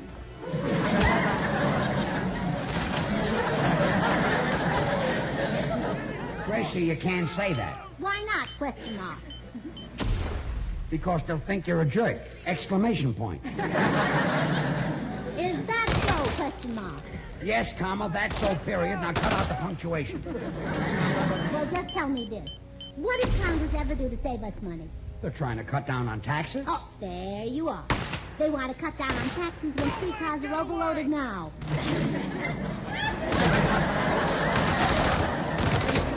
That's what you heard me say. All in favor say aye. All opposed say no. We'll show them. Next paragraph, Meredith. Ready, Chief. He's ready, Chief. You can go here. I mean, in theory, that's the end. Politicians who run this country are certainly confused. You have the nerve to say that our form of government is democratic. But what do you see in Washington? Republicans. Gracie, you can send a letter like this to the government. I can, too. Those men need a good straightening out. They've got things all mixed up. You're right, Chief. Well, look at that big mix-up over the No, name of Fuller. no. If you'll pardon the expression, damn. There you are. Look at the way they mixed that up. What did they mix up, Meredith? Whoops. Well, he changed the name Boulder Dam to Hoover Dam. Oh, well, how do you like that? Naming a dam after a vacuum cleaner. After a vacuum cleaner. Ha! They changed the name from Boulder Dam to Hoover Dam to honor Herbert Hoover. They wanted the dam to have his name. Oh, so they did it the hard way and changed the name of a great big dam. Why couldn't they have done it the simple way? Like what? Why Changing can't his I name to find Herbert Boulder. a back door? Well, that would never enter my mind. I couldn't. Well, if I were an idiot, I could try that. Which, watching me play, you might... It's excusable to think that I might be one. That's the American way. Now, let's get on with the letter. Last paragraph, Meredith. Ready, Chief. He's ready, Chief. You're And in conclusion, government, we wish to state that unless you men change your tune, we women will secede from the Union. We'll start our own country, and men won't be allowed in it. Yeah, that'll Country work. with no men. What do you do about children? We'll hire babysitting.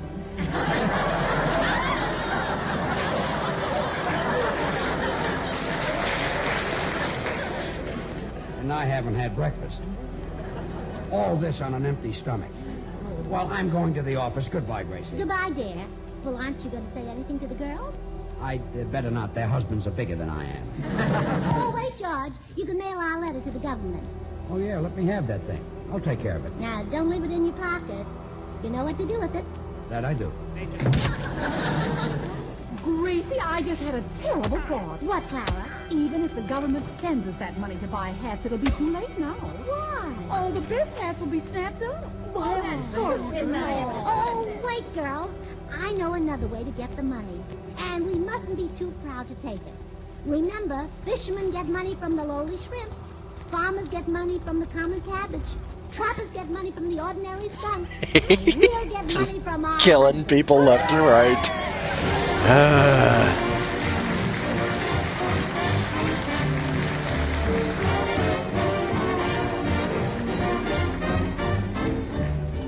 Said he was the best man, Meredith Wilson and his orchestra.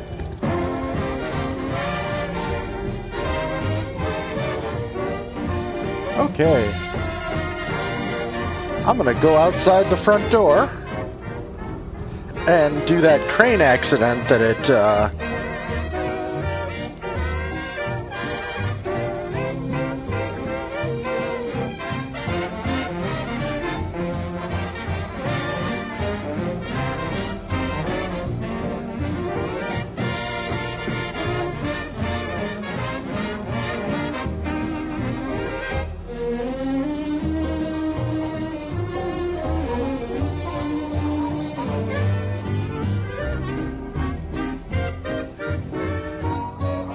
So does that challenge count as a...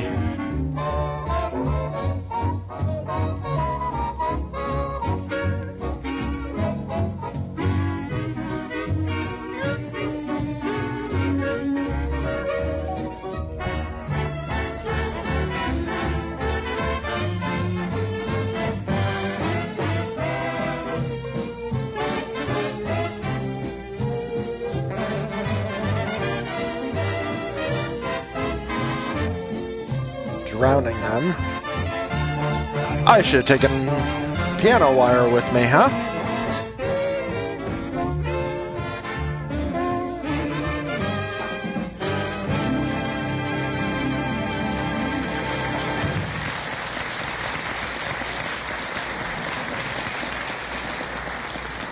Now, all right, fellow uplifters. The chair will entertain suggestions for getting hat money from our husbands. It won't be easy, Gracie. I've tried everything on Harry, and he just sits there on his big fat So I ball. run back this way. Joe's the same way. So is Arthur. Well, there must be some way to make them loosen up. Why should wives work without getting paid? If you have a maid, your husband pays her, and she doesn't... Interesting now that I know where the fuse is, so I can do this again in the future. Fast on her feet. Oh, come on now. Let's think hard. May I come in, Gracie? No one answered the front door. Well, look, girls. It's Bill Goodwin. Oh. If that's the way married baby Bill shouldn't be allowed to come in. Now, let's stop for a moment and think of our husbands. Well, that's long enough. Come in, Bill. Is the crane not over here? Thanks, Gracie. Hello, girls. Oh, I declare, Bill, you look better every day. Well, thank you, Mrs. Bagley. And you... Yes? You look better at night. Oh, flatterer. Bill? Yes, Maybe you can help us with our problem. We're trying to figure out how to get money from our husbands. Oh, Gracie, you girls shouldn't have any trouble. You all have that certain something, that irresistible something that men adore. You mean we have No, you have Maxwell House coffee. Say, there's nothing like a cup of Maxwell House to put a man in good humor. It's so wonderfully satisfying, so rich, delicious, and mellow. You mean our husbands would pay us for Maxwell House? Oh, sure, men love that famous Maxwell House flavor. That flavor, you know, is the result of careful selection. Got and blending dump someone in the distinctive canals? Yay, I did coffees, that. Radiant roasted to perfection. Well, girls, maybe Bill's got something there. My husband's crazy about Maxwell House. So is my husband. My husband loves it, too. So does my husband. Okay, now I can leave. There are moments when I feel left out. Hopefully I can get... I want mastery, so I can... I'll tell you something else. You know, while I have a ticket to go wherever I want, I think I'll get that lethal poison and cheapest coffee you can buy. I have a brother who's quite fond. see if I'm wasting my time, because I'm going to find out that you can actually put that in, 1,000 brands to choose from. More people buy Maxwell House than any other brand of coffee in the world. Also a sister. Maxwell House is always good to the last drop. Well, that's as close as I can get. Girls, Bill has given me a wonderful idea. Not only will we charge our husbands for making them coffee, but for other things, too, like cleaning house, cooking their meals, and washing out their lace things. Lace things? Does your husband wear lace things? Yes, all corsets have laces. Oh, now, we've got to make up a price list. Bill, you're a man. You set the price. Okay. Pretend that you're married to one of these girls. I need an unattended drink. Will be Bill's wife. Try this. Couldn't have been Mo. All right now, Bill. You're coming home from work, and at this point, you don't owe your wife anything. We're even. Yes. Okay, Clara. Well, first I take your coat and hang it up. I owe you a dime, Unattended Clara. drink. Then I bring you your pipe and slippers. I owe you 35 cents. And then I sew buttons on your shirt and mend your socks. I owe you $1. Nope, doesn't work. We're even again.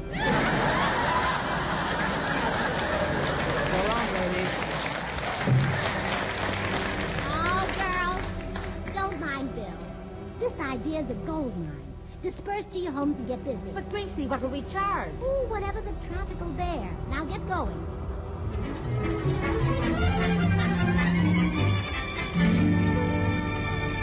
Well, I'm back, dear.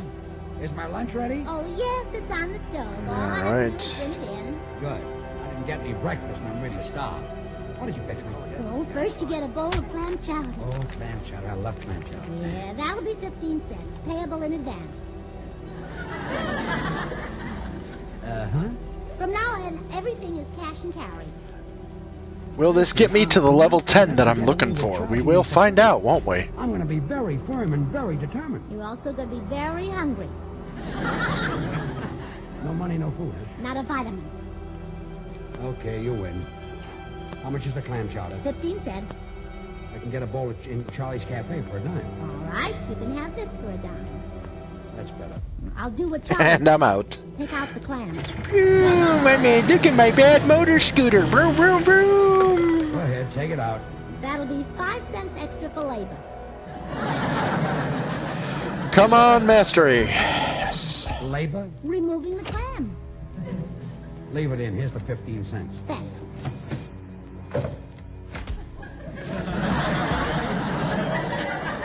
For Pete's sake, you got That's mine. I'm keeping this on a business basis.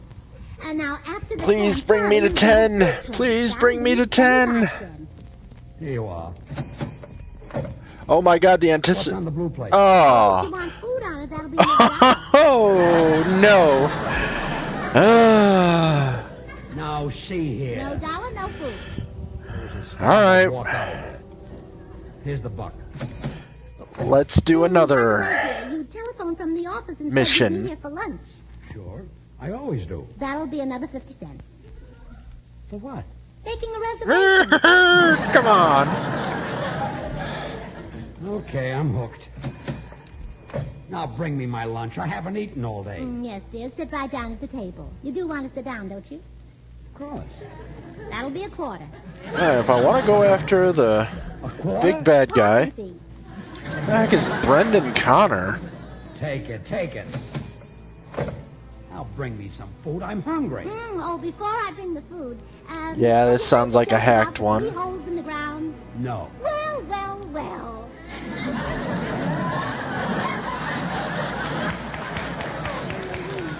That'll cost you $1.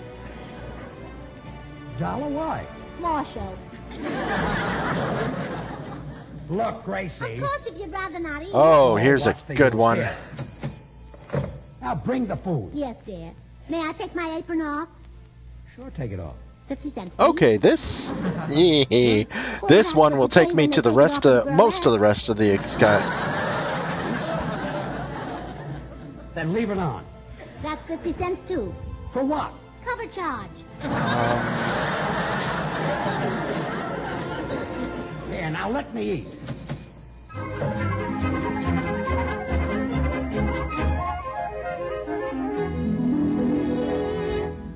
Well, did you have enough to eat, George? Yes. Aw, you're mad at me, aren't you? Yes, I am. Charging me for food. That's no way to get a new hat. Well, it worked pretty well. But we're married. We love each other. We don't have to go through all that. Here, Well, give me that's that money convenient. back and I'll show you the right way to do it. All right. Here you are. No. Just ask me for it like any normal wife would ask her husband. All right. George, dear. Yes, sweetheart. May I please have the money for a new hat? No. No. No. Well, I think I Why like not? the other way better. I like my way.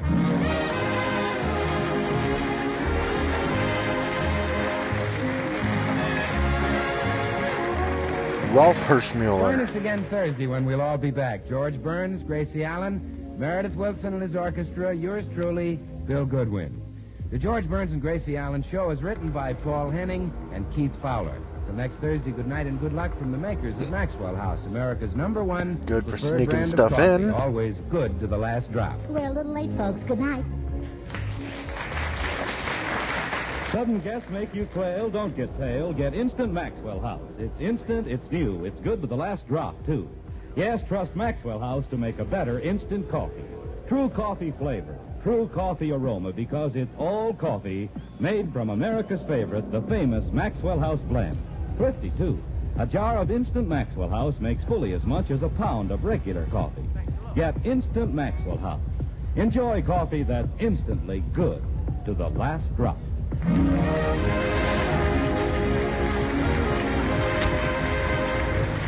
This is NBC, the national broadcasting company. The Kraft Foods Company, makers of Kraft Quality Foods, presents Harold Perry as the Great Gildersleeve.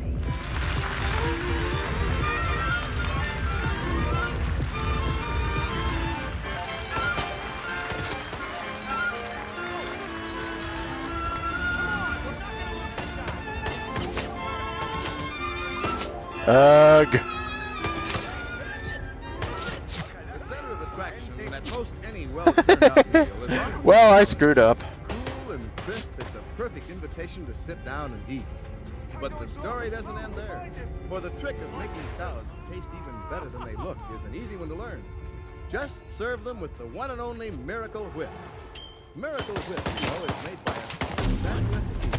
Gives it a famous and irresistible flavor. Not too sharp, not too bland, but just exactly right.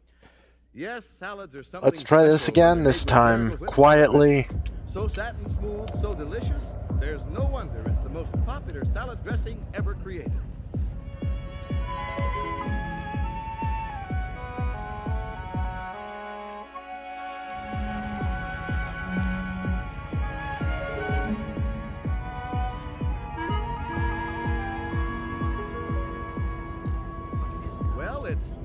10th in Summerfield? Why on May 10th should the birds be singing so sweetly? Why should the sun be shining so brightly? Why should the scent of orange blossoms fill the air? Why, it's Marjorie's wedding day. And the great Gildersleeve is facing it with stoical calm. Well, I did a beautiful job tying this ascot tie. Some men about to give a bride away would be nervous. But not me. One down. Why my collar keeps sticking up on one side. Got the collar button. Here it is on the dresser. Slippery. Moisture ship. Come here, one. Under the dresser. Marjorie! One of you come and retrieve my collar button. All right, Unky. Which way did he go? Popped under the dresser, Bertie. I'd stoop over for it. Don't need a knife or a soda can. Yes, sir. Well, let Bertie stoop over. Stooping's good for Bertie. Make you look nice and trim when you stand up and sing the solo at the wedding, Bertie. Yes, sir. Here's your collar button. Thank you, Bertie. Here, Unky, I'll do it for you. Oh, I can do it myself, but if you insist. Then let Miss Marjorie do it, Mr. Gildersleeve. It'll be the last time she'll get to tie it. From now on, she'll be tying Mr. Bronco to tie. Yeah. After today, Bronco will be roped and tied. Oh, Unky. Mr. Gildersleeve, you sure look nice in that puffy tie and them striped pants. Mighty spiffy. Yeah, rental. Well, this cutaway coat isn't bad either. I think they cut it away a little far in front, though. Sort of a plunging waistline. Aren't you dressing early? Dressing early? Well, Marjorie, I intend to do everything else. This is so dumb. I hope this works. Where's my top hat? You gonna wear it around the house? Well, thought I might try it on again in front of the mirror. Get the proper angle. Mr. Gildersleeve's thinking about them photographers. Now, Bertie, it isn't I mean, everybody this that gets uniform is photographed probably by your now magazine. compromised, but I want to look my best for look. Yeah. You're simply terrific, Unky. Well. And thanks to you, this is the most wonderful wedding a girl ever had. Well, everything's running like clockwork, my dear. The church was ready at 9:05 this morning. We leave for the church in our rented limousine at 12:02. We Okay. march down the aisle at 12:50, and the groom will be kissing the bride at 1 o'clock on the nose. I need a different costume I ASAP. think he's gonna be. That's where the bride's gonna get kissed. On the nose. Oh, there. Hey, Unky! Yeah, what is it, Leroy? You'll have to call off the wedding. What? The ice cream hasn't arrived. Oh, my goodness. And the reception's only 3 hours away. Leroy, ice cream is the most important part of the wedding. Are you kidding? Don't let it bother you, my boy. I have everything under control. I'll walk down to Peavy's and check on the ice cream. Why don't you phone, Unky? Well, You don't want to walk down in a top hat and tails. All the neighbors will see you. Why do you think he's walking?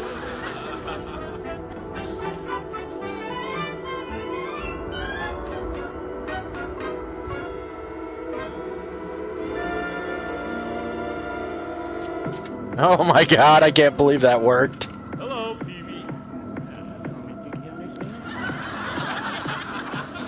What can I do for you this morning? Peavy, what Ah, about the ice so cream? dumb. Well, it's been delivered. In you go. Now it's time to find Rolf. No, Peavy. There seems to be a lot of room for something up there. Pretty big hat. Well, it's a top hat, Peavy, for the wedding. Well, we want to do this thing upright. I guess everything's in quite a turmoil around your house today. Not at all, Peavy. Everything's running like clockwork. I do say so myself. I've planned this thing rather well. Certainly. This is one wedding that's coming off without a hitch.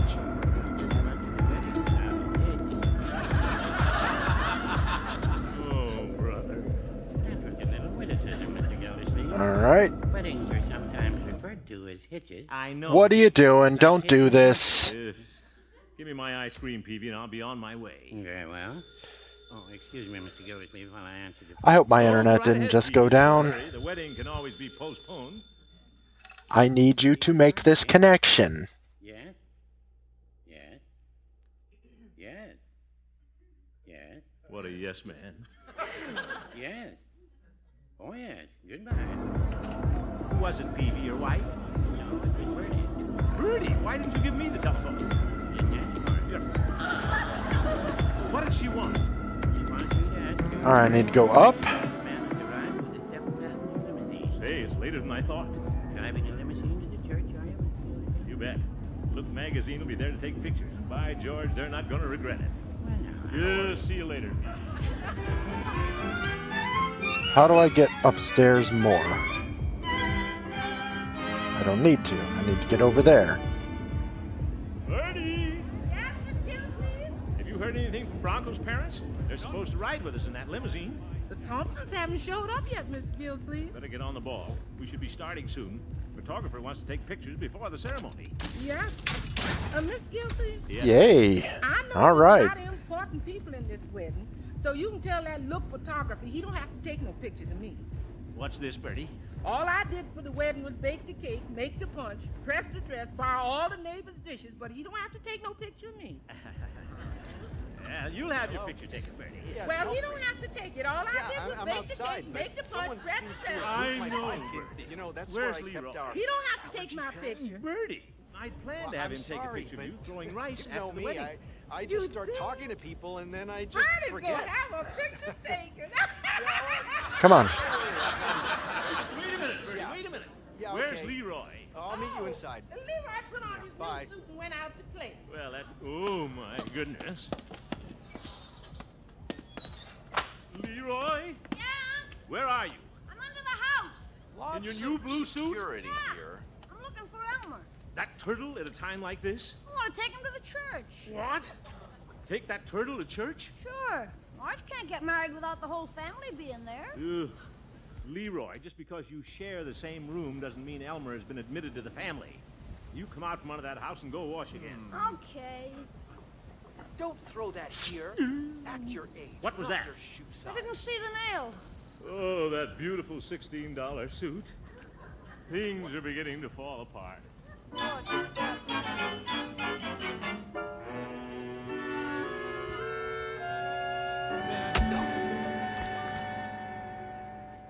Hold still. Okay.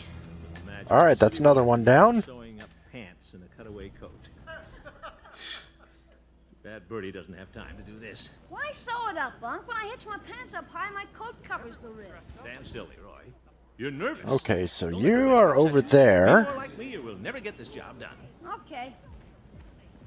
Unc, don't you have the threads? Security gets me a little closer. That must be the Thompsons.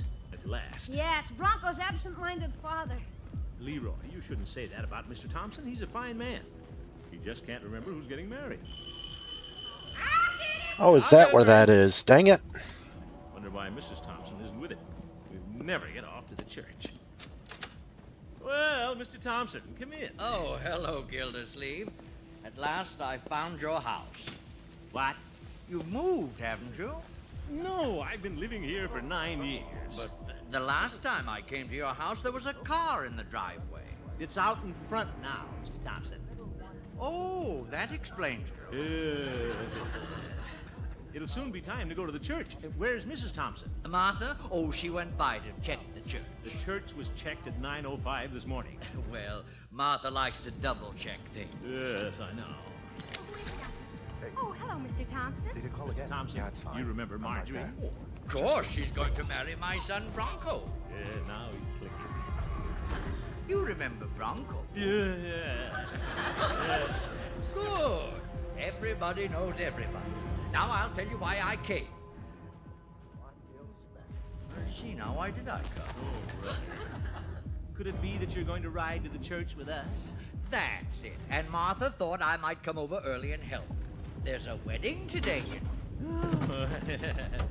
Marjorie, isn't it time you got into your wedding dress? Right away, Auntie. Okay. Come on, Bertie, you can hook me up. I'm coming. Confusion. Now, Gildersleeve, don't get nervous. Yeah. Just because it's handy to have rat poison. Well, you're busy with Leroy, Bertie's busy with Marjorie. I think I'll wander into the dining room and look at the cake. Good. How's Bronco holding up? Yeah, how many times has he fainted? Oh, Bronco's in fine spirits. In fact, when we left him, he was shaving and singing. Well, happy bridegroom. What was he singing? The prisoner's song? Leroy. Ow! Sorry. Oh, say, this is a beautiful wedding cake. 3 stories. That's right. Bertie baked that cake. Leroy, if you don't stand still. I got an itch. Nice, and that'll get me dressed. Like this should get dusty. Gildersleeve, how would it be if I covered it with this long piece of muslin? Go right ahead, Mr. Thompson. Just keep yourself occupied. There. That'll protect it. Frosting's a little sticky. Oh, well, you can always wash the muslin, eh, Gildersleeve? Yeah. All through, Leroy? That's it. Another emergency. Everything's running like clockwork again. Miss Gildersleeve, Yes, Bertie? would you bring up Miss Marjorie's bridal veil from the dining room? Bridal veil? Bridal veil? Zeke, stop the clock. Now I have to launder a bridal veil. Nice. Okay, who's left?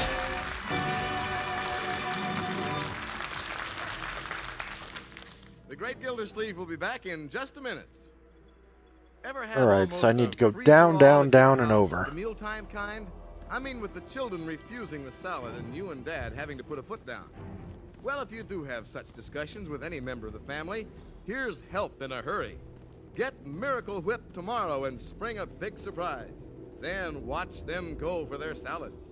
For Miracle Whip is different from all other salad dressings. Different and better. Okay, is there So more much down better I that can it's go? far and away the most popular Yes. salad dressing ever created. You see, Miracle Whip Turning is around, made going by back a the way I unique came. recipe. Not just a salad dressing, not a mayonnaise. It combines the qualities of both. Gives you a perfection of flavor you get in it alone. Ask for the one and only Miracle Whip. And try some of the other Kraft dressings too. Kraft mayonnaise, Kraft French dressing, and Kraft Miracle French dressing. Your grocery is featuring all of them during a big salad carnival this month. You'll find some wonderful salad ideas too in the Salad Carnival ad running in this week's Saturday Evening Post.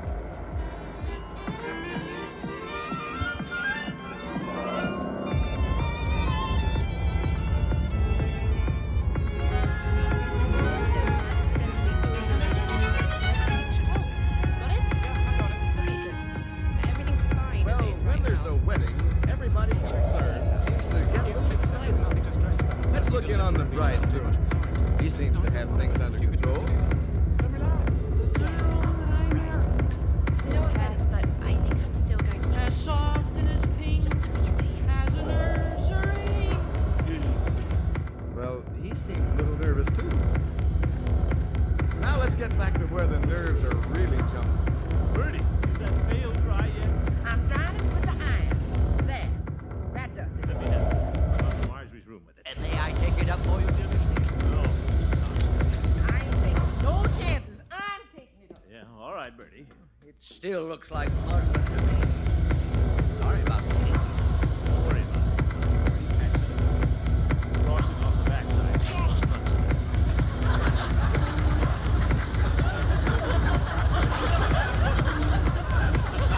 Gosh, I hope I get a piece of Well, I guess that shows how little these idiots actually do, huh? Imagine what's keeping Martha. She was invited, wasn't she? Yes. Guilty. Miss Marjorie's gone. She is? Gone. Bertie, what are you saying? She's gone. She ain't in her room. Well, where would she go? She knows she's getting married, doesn't she? Please, Mr. Thompson. Maybe she couldn't wait and walk to the church. In her wedding outfit, Leroy? Well, you walk downtown in yours. Hey, I'll bet that's Marjorie. She probably went outside for a little air. That's logical. Come in, Marjorie. Mr. Gildersleeve, my name is Martha. Oh, yes, it is. Mother Thompson. Come in, Martha. We've been waiting for you. I had to rearrange the flowers. Is everything here in order, Mr. Gildersleeve? Well, Marjorie's missing. Marjorie's missing. You don't suppose she backed out, do you? Oh, good heavens. Bertie, she wouldn't back out right before the wedding. Well, if you're going to back out of a wedding right before it's the last chance you got. I did once while the organ was playing. Maybe I should just call them, get it Mr. over and done Gildersleeve, with. I had a feeling I should I be need to here to think. take charge. Yeah, well, I'm sure Marjorie's upstairs, someplace. Now, everybody be calm. Yes, Martha. Be calm. How's it looking out Must be there? in her room. Good. Crowded. Hope they're not just drinking water. You don't get Marjorie. rich from water. Come on. You're doing good on the distribution front. Good. Any update on our guests from Where Munich? is she gone? They behaving? The guys say they got an attitude. It's closed. But nothing we can't handle. Good to hear. All right, let's see how this plays out. Oh, there you are. Well, and don't you look beautiful in your dress? We've been looking all over for you, my dear. I'm sorry, Unky. Marjorie, what's the matter? Nothing. What was that Just noise? felt like coming to your room and being all alone for a little while. Before I have to leave you. You've been a wonderful uncle. I know I'm going to be happy with Bronco, but I've been happy with you too. Dry your pretty Well, it's just that... Well, Uncle, you're the only father I've ever known. What the heck? Let him wait.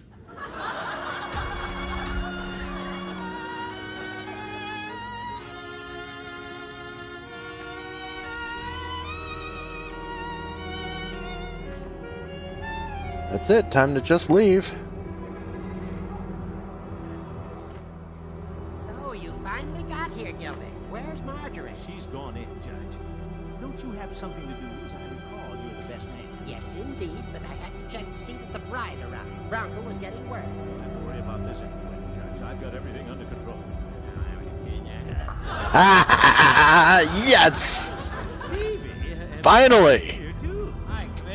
Ah, it's gonna get me that level 10 I want, and I'm gonna zip on back and continue my storyline. Now, if you gentlemen will excuse me, I'll rejoin the groom in the back. Hey, Commissioner, now that the judge is gone, which one's the getaway car? Well, Yay! Yeah, I want to wire this bomb to the engine. Floyd, there'll be none of that. Won't hurt nothing. Just blow off the hood and stink up the car. Yes!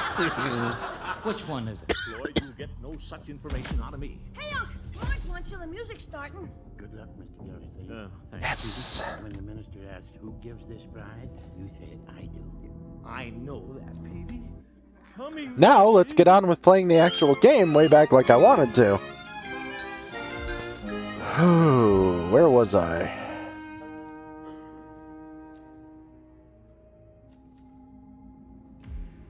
How do you feel, Walter? Good afternoon, 47. Your destination is Marrakesh, Morocco, where civil riots are looming. That's Your right. targets My are name is private Walter. banker Klaus Strandberg and House. Reza Zidane, two of the conspirators in a sinister plot to overthrow Morocco's fragile government.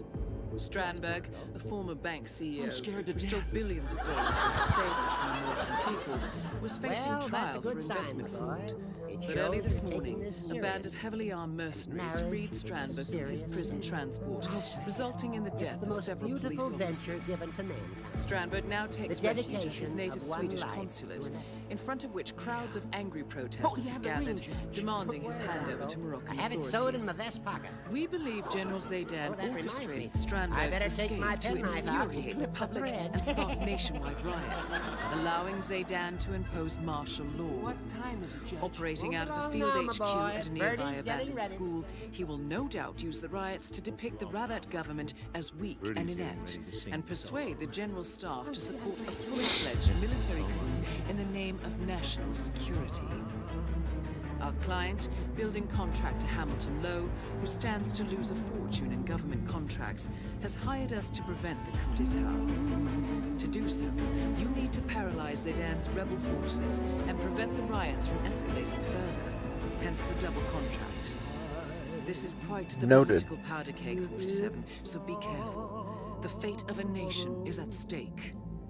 I will leave you to prepare. With its tears, Okay, smuggled item.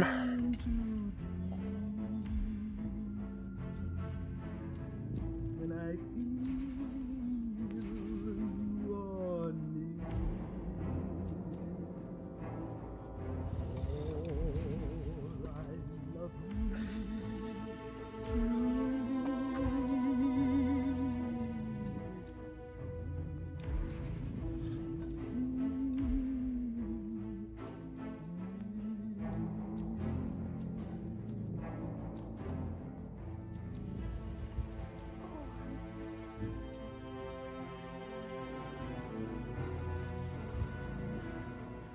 Maybe all the people are turning around to look at us.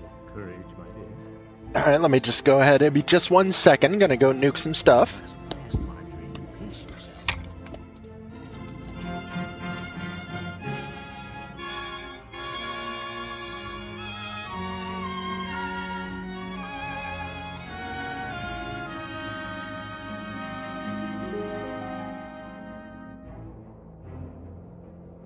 Walter, wilt thou have this woman to thy wedded wife, to live together after God's ordinance in the holy state of man? Wilt thou love her, comfort her, honor and keep her, in sickness and in health, and forsaking all others, keep thee only unto her, so long as ye both shall live?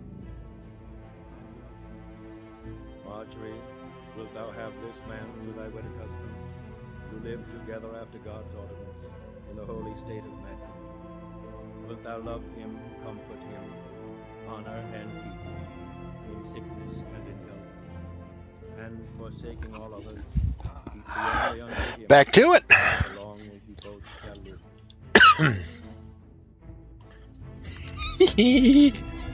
So fun.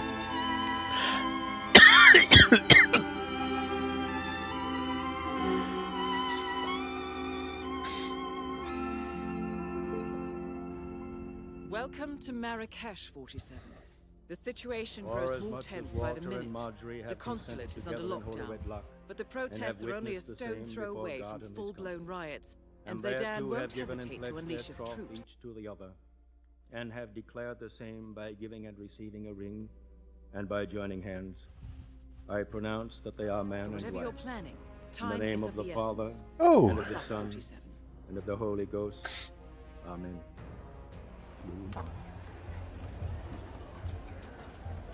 And now the groom may kiss the bride if he so desires. Oh, Marge. Wow. Where's my handkerchief?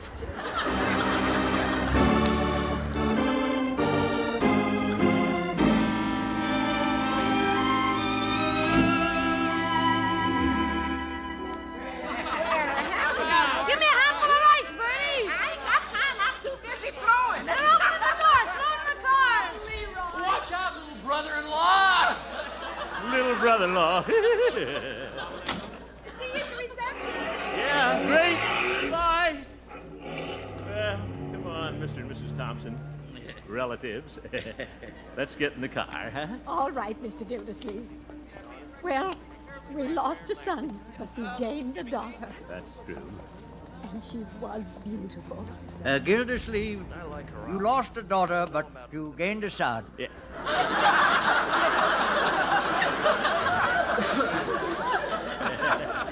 Yes, well, we're all one big happy family. Alright, I gotta get something better to... Oh, thank you, Mr. Gildersleeve. You get in the back with me, Leroy. Okay. Now that the mushy stuff is over, let's go eat the cake. How am I supposed to get away with any of this Mr. stuff? Gildersleeve, when I arrived this morning, I was inclined to be a little critical. You, Mother Thompson? But I must say everything. Wow, I mean, it's a gorgeous setting. Just like clockwork. I just don't know where I'm going. Boy, tinkering with a kid's car. Oh? Yeah, I wouldn't tell him which one was theirs.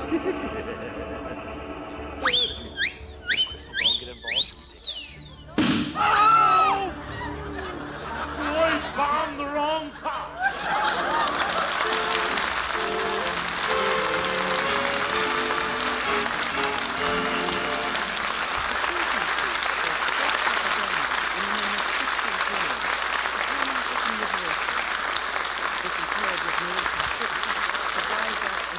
Naturally, all of you were Okay. invited to Marjorie's wedding, but for those of you who couldn't actually be at the church, the complete picture story is in the current issue of Look magazine, now on the newsstands. We'll return to the Great Gildersleeve and the festivities in Might just give a moment. me, If you're not buying them already, it probably won't be long until this summer's tomatoes are on the market. So let's plan to show them off in a dish that'll really delight the family and bring compliments from your guests. Choose the smallest and Oh rosiest yeah, tomatoes you can let's find. go Stuff in them this with very coleslaw made with crowded famous Miracle Whip place, and trying serve on my a bed of best. greens. Let's They're see if delicious. Mrs. Grynch has Just said be sure you anything make to them with me famous Miracle lately. Whip salad dressing.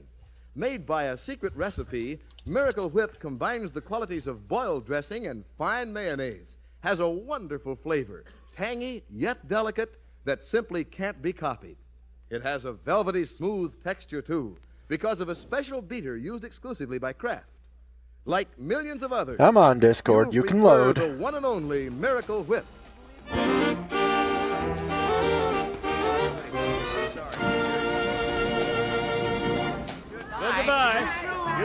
Goodbye. Love those Thompsons. Everybody gone, Miss Gilsey? Yeah, the reception's over.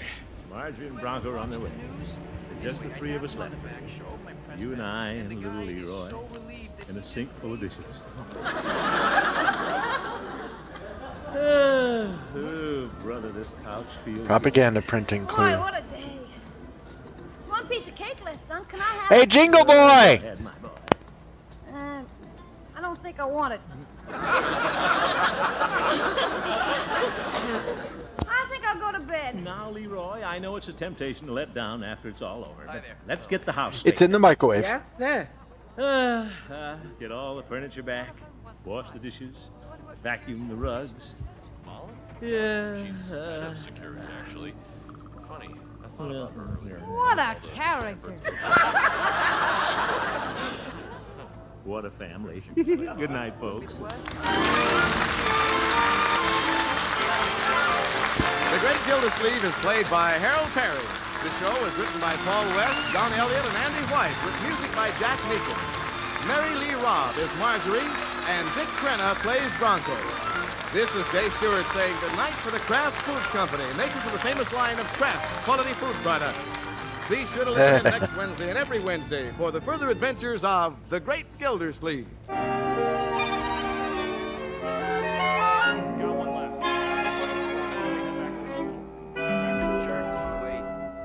Here's a taste test that counts. Try any meat without mustard. Then add a golden dab of Kraft prepared mustard to your next bite. Taste the difference. There are two kinds of Kraft mustard, you know.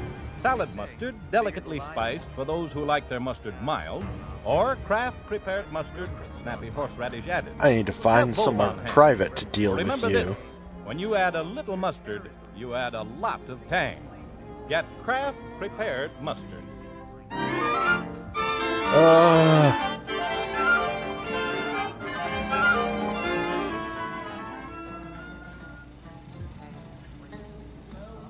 Now join the excitement of Break the Bank on NBC.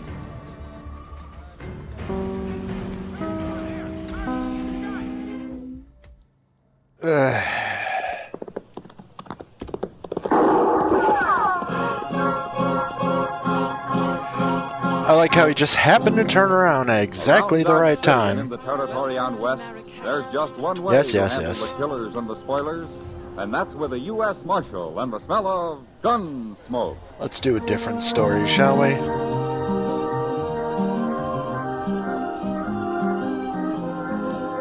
Get my poison.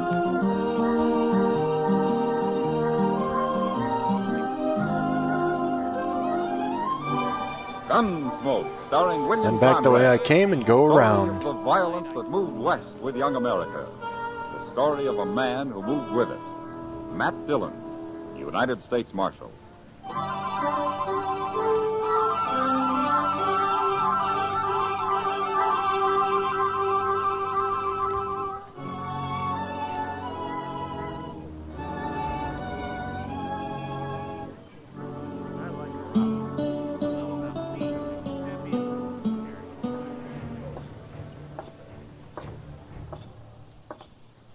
Oh, let's try it.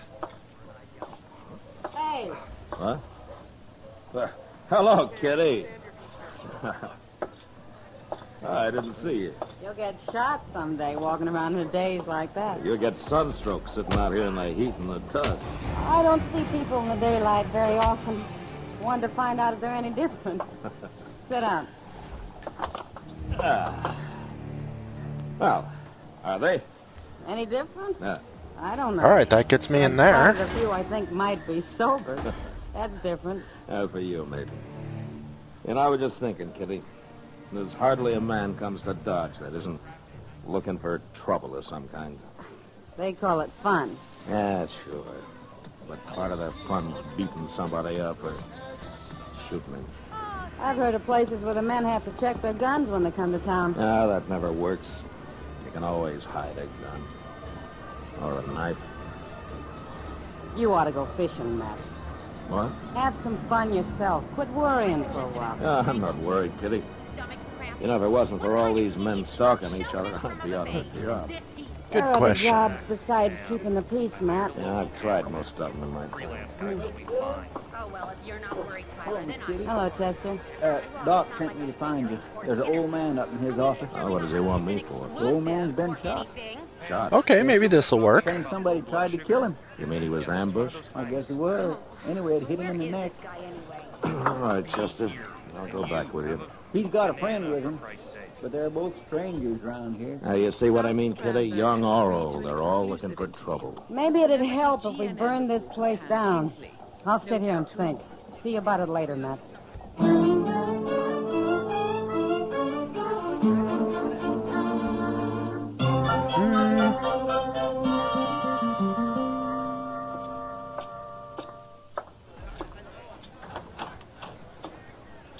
Where's the doc? Somebody come for him. Oh, what do you mean? Somebody come for him. That's what. Said somebody else was sick. You're the man that was shot, huh? We don't need you, Marshal. We'll handle this. What's your name, mister? Peavy. John Peavy. My partner's name's Rives. Milligan Rives, Marshal. You ain't never heard of us. Where you from? Up north. The sodbusters don't usually wear 6 guns. What are you doing in Dodge? We quit the land, Marshal. We're gonna enjoy ourselves for change. We ain't never going back. Huh? That's You're true. a little old to be making a move like that, aren't you? I ain't hardly 60. Neither is Rives. Well, it didn't take you long to get into trouble, did it? We ain't in trouble. Maybe you're not Rives, but Peavy here's just been Indeed. shot. I told you we'd handle this, Marshal. Ain't nobody gonna sneak up on John Peavy and shoot him. I don't care if she is a woman. A woman? What woman? Oh, you always did talk too much, Petey. Sir, this is a restricted area. You might as well tell him now. I ain't gonna tell him. Okay, you have a good day, sir. I'll fix her myself. You'll tell me or I'll throw you in jail till you do. I'm not going to have any women killed around here. Now, do you understand that? Hey, go on, tell him. You already started. Yeah. All right. She come up the alley, Marshal, next to our sleeping room, and she shot right through the window. Rives seen her running around the corner after her. I'm going to fix her good. She's been threatening him, Marshal. I hear to do it. Who is this woman? What's her name? Yeah, she's one of them gals that works at the Texas Trail, Marshal. Is that what this is Name about? of Kitty.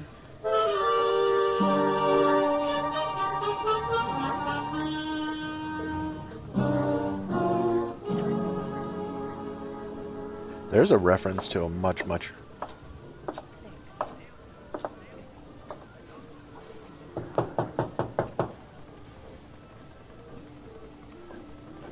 Okay. Matt, what are you doing here? I'm sorry to bother you, Kitty. Well, come in.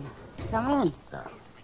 My room's I a need to mess. dress up as a I wasn't tourist. expecting any caller. Well, it's important, Kitty. Of course. What's the trouble, man? You know a man called John Peavy? Peavy? Yeah. Yeah, I know him, the old fool. Did you threaten to shoot him? Don't tell me he's come and complained to you about that. Well, no, not exactly. Well, I told him I'd shoot him, and I will, too, if he doesn't leave me alone, the old goat. He's been shot, Kitty. What? He wasn't hurt very bad, but he and his partner claim a woman did it. And they say it was you. Do you think I did it, Matt? Well, Kitty, if you got mad enough and you had a gun in your hand, I'd be one of the first to hide, but to sneak up on somebody in cold blood... No, you didn't do it. When did it happen? Oh, an hour or two ago. I've been right here, alone. I guess I couldn't prove it. Well, you don't have to, Kitty. Thanks, Matt. The reason I came was to tell you about it and see if you had any ideas. Hey, soldier. All I know about Peavy and his friend Rives is that they're a couple of old men who've been acting like schoolboys. Like they've run away and are having their last fling. And I don't want anything to do with either one of them. Well, I don't blame you. But Rives claims he saw a woman down the alley after the shooting. You, any idea who it might have been? No. It's probably lying. Dang it. Dreaming. Yeah, maybe. Well, if you hear anything, let me know, Kitty. And if Peavy gives you any more trouble, send money. I sure will.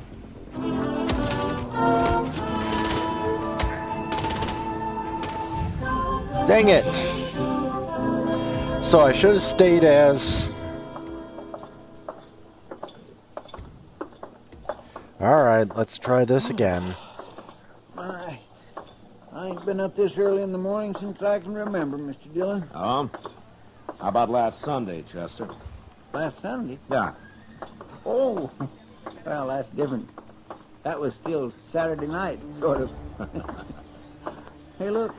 Alright, why don't you walk away, lady? What are you doing up at this hour? She's in a hurry, whatever she's doing. Matt! Hello, Chester. Morning, Miss Kitty. What's the trouble, Kitty? Matt, somebody tried to shoot me. What? In my room, just a while ago. I had a pillow down by my feet. I guess they thought my head was there. They put a bullet right through it. What, did you see anybody? No, it came from outside. Alright, just get out of here, lady. Out right away. It's kind of the same as happened to Peavy, Mr. Dillon. Yeah, maybe it was Peavy. He threatened something like this. I'm scared, Matt. Well, you should be. Chester. Yes, sir? You stay with Kitty. Don't let her out of your sight. I'm going after Peavy and Rives. Alright, where's my original? Oh, that ain't too bad.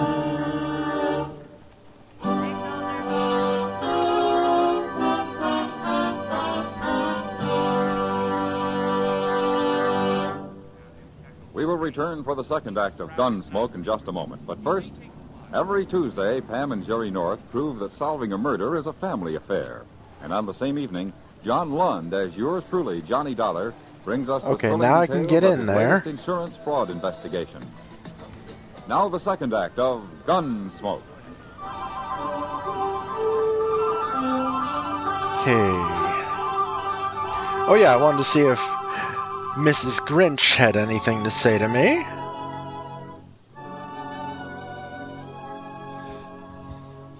By noon, I'd searched the whole town, and there was no sign of Peavy or his friend Rives. They'd disappeared. And until I found them, I didn't dare leave Kitty where they could get at her. So I had Chester drive her out to a friend's place a few miles from Dodge, and she was happy to go. Now, we didn't have any luck until the next afternoon. Cowboy happened to mention to Chester that he'd come across a couple of drunks camped about a mile up the Arkansas. So I decided it was worth So I have to get riding into out that and taking club a look. somehow. And it was.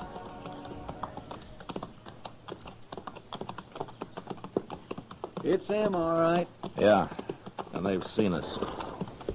Keep your head up now. You think they'll fight us? You never know.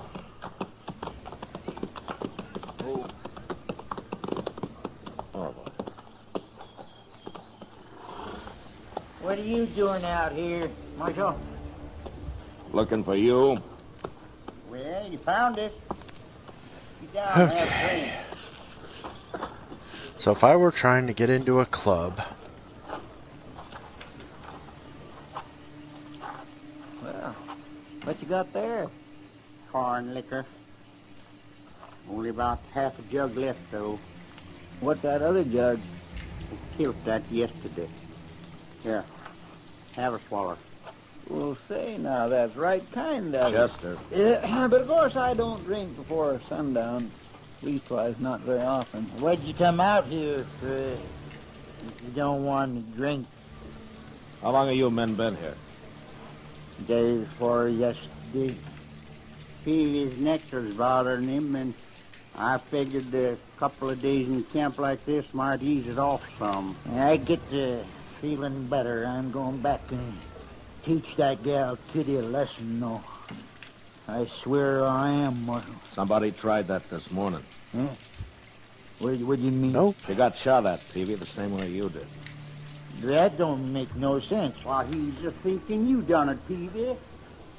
How could I do it? I've been All right, laying let's here go around the drunk for long 2 way. days. Anyway, I wouldn't shoot no woman, Marshal. I beat 'em up a little, that's all. You know, knock 'em around. Well, what kind of men you think Oh, we let are? me in. I don't know. Why did you leave home in the first place? Yeah, home. Man don't live forever, Marshal. I'm not sure I've seen You got to enjoy yourself while you can. Rives. You tell him what you told me about them graves. Well, I was in the graveyard once, long time ago, and I noticed something I never forgot. No, sir. Never. Yeah, tell him, Rives. Yeah, Marshal, I looked around and I seen that there was as many graves shorter than me as there was graves longer. And that got him to thinking about dying. So, one day we decided to enjoy ourselves and quit working so hard. Hey, hand me that jug, Rives. Yeah, help yourself. Hold it a minute, Peavy. Huh? I want to tell you something. What? I'm going to leave you here, but if I see you around Dodge, either one of you, I'll throw you in jail. What for? We ain't done nothing. You have it in mind to beat up Kitty. If you did that, I might kill you. So stay out of town. Come on, Chester.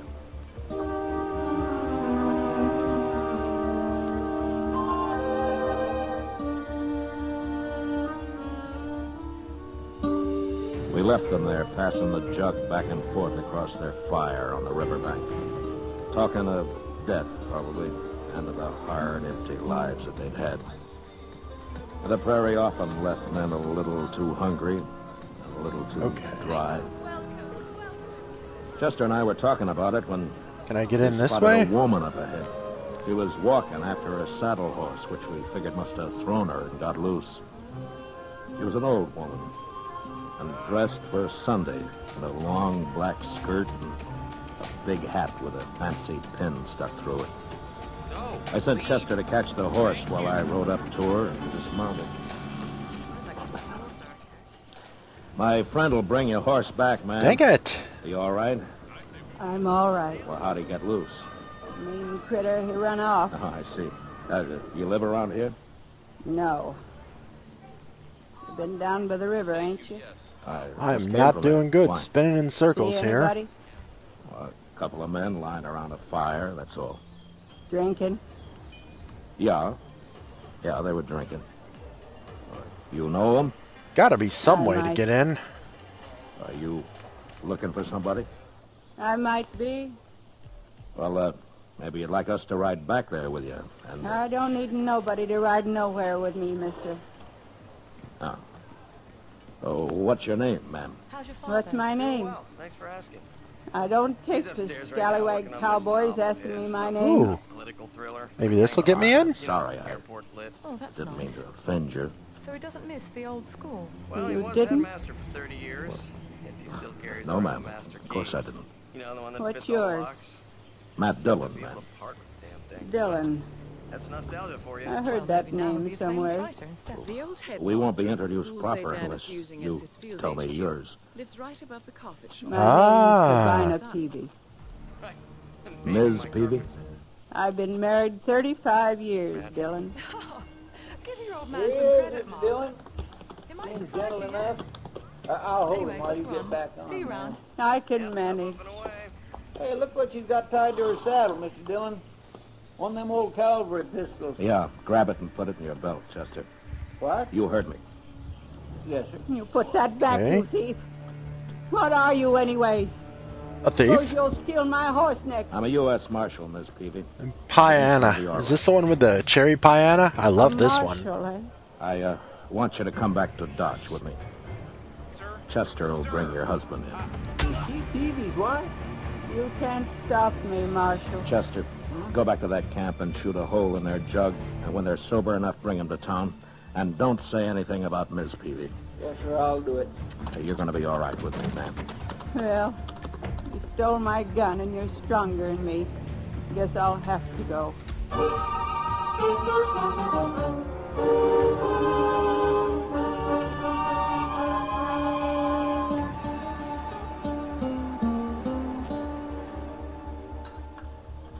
Shall I make another pot of coffee for us, ma'am?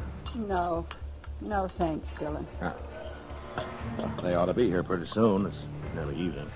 All right, I want to get out of here, You'll not tell that way. Girl, Kitty, how sorry I am. I tried That to guy'll keep know you. I'm not. I'm sure Kitty will. Oh, really? Imagine me. Come on. Being blind jealous after 35 years. You, told me you were out to kill your husband. If that's true, why would you be jealous? You can be jealous, even if you hate a man, Dylan. You hate Peavy? I didn't know how much I hated him till the day that old fool Rives come by.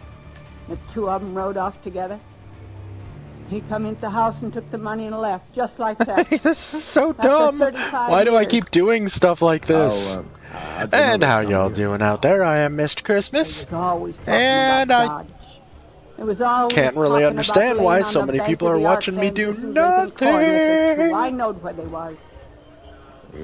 You're mighty dressed up for a woman riding up to shoot a man.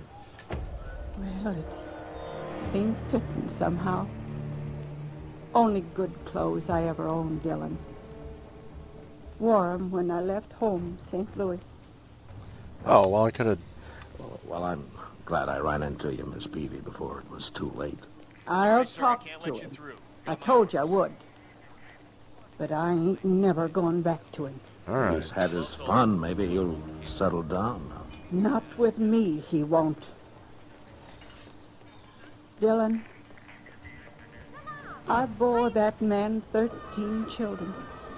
13. All right there? 11 of them died. Huh. And he beat me. Every time we lost one. Sir, you cannot enter these premises. Every time, Dylan. Now, don't show yourself here again. I see.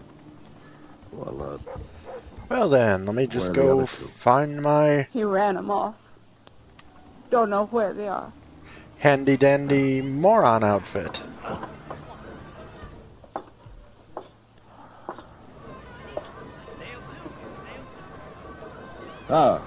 Here comes your husband. Looks like Chester's got him pretty sober. I don't want to talk to him in here in front of everybody. Well, you could go out back there in one of their cells, if you don't mind. What difference it makes? My hat on straight, Dylan. Yeah. Yes, ma'am, you look fine. I'll wait out back. All right, maybe this will get me. In here. Here they are, Mr. Dillon. Sober as deacons. What's this all about, Marshal? What do you want us to do? We ain't bothered nobody. Peavy, you go out back through that This will door. put me in everywhere. Somebody wants to see you. Who? Get moving. No, Hi, you stay Star. here, Rives. Go on, Peavy. Well, all right. I better scoop that litter box real quick. One moment, folks. Who's out there, Marshal? His wife. What will it do with their guns, Mr. Dillon? Throw him in a drawer, Chester. Okay, sir.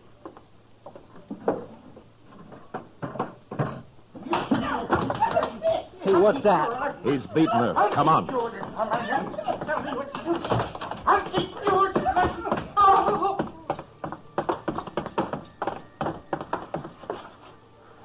Look at Peavy. She knocked him out. I think I killed him, Dylan. Killed him? He sure looks dead. You stabbed him. I had been. He beat me for the last time. Said he was going to kill me. I put it right in his heart. When you old devil, I'll get you. No, you won't, Rives. Miss Peavy, you come with me. Chester, Lock up Rives in another cell. What for? You can't lock me up. Oh, you ain't even armed, Rives. Get moving. Well, I tell you, I'm an innocent man. All right, President. Come into the office, man. Shut up. Your voice itches my ears. I'll let you listen. He was going to kill me, Dylan. And I'm back I for know the he whole was. nobody that's talking. I shouldn't have let him be alone with you. You didn't know.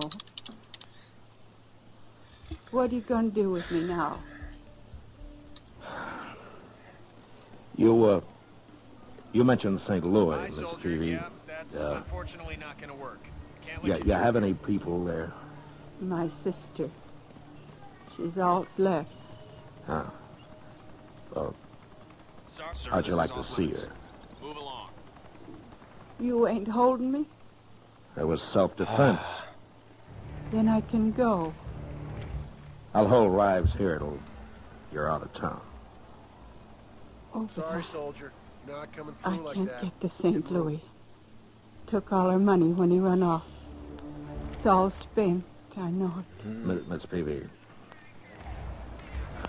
would you think I'm a scallywag cowboy if I offered to stake you to St. Louis? Thanks, Dylan. Wait till I tell my sister about you.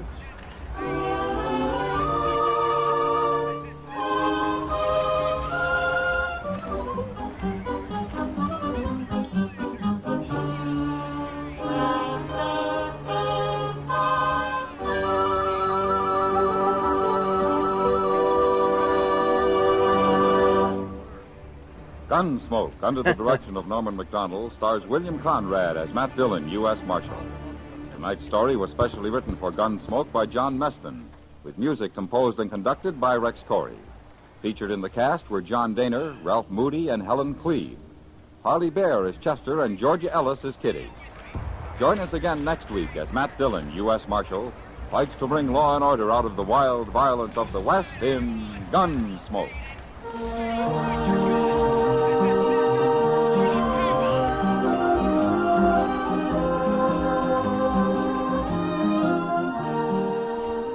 Bill Silver, star of the Broadway and film versions of Top Banana, visits Mike Wallace on Stage Struck tomorrow over most of these same stations. George Walsh speaking. Stay tuned for Gangbusters, which follows in a few minutes over most of these same stations. This is the CBS Radio Network. He's really going to talk with a soldier right there?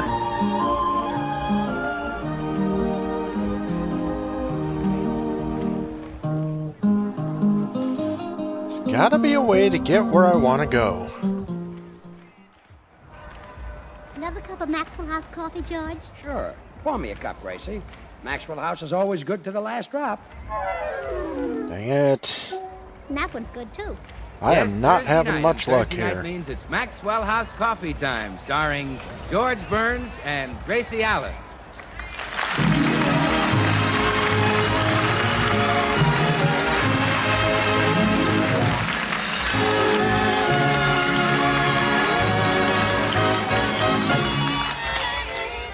With yours truly, Bill Goodwin, our postman, Mel Blanc, Lou Merrill, and the music of Meredith Wilson and his orchestra. For your Thursday night enjoyment, it's George and Gracie. And for your everyday coffee drinking enjoyment, it's Maxwell House. With extra flavor in the blend because of choice Latin American coffees, skillfully combined. Extra flavor in the cup because Radiant Roast develops the full flavor of every coffee bean. And the result is that today more people buy Maxwell House than any other brand of coffee in the world. Okay.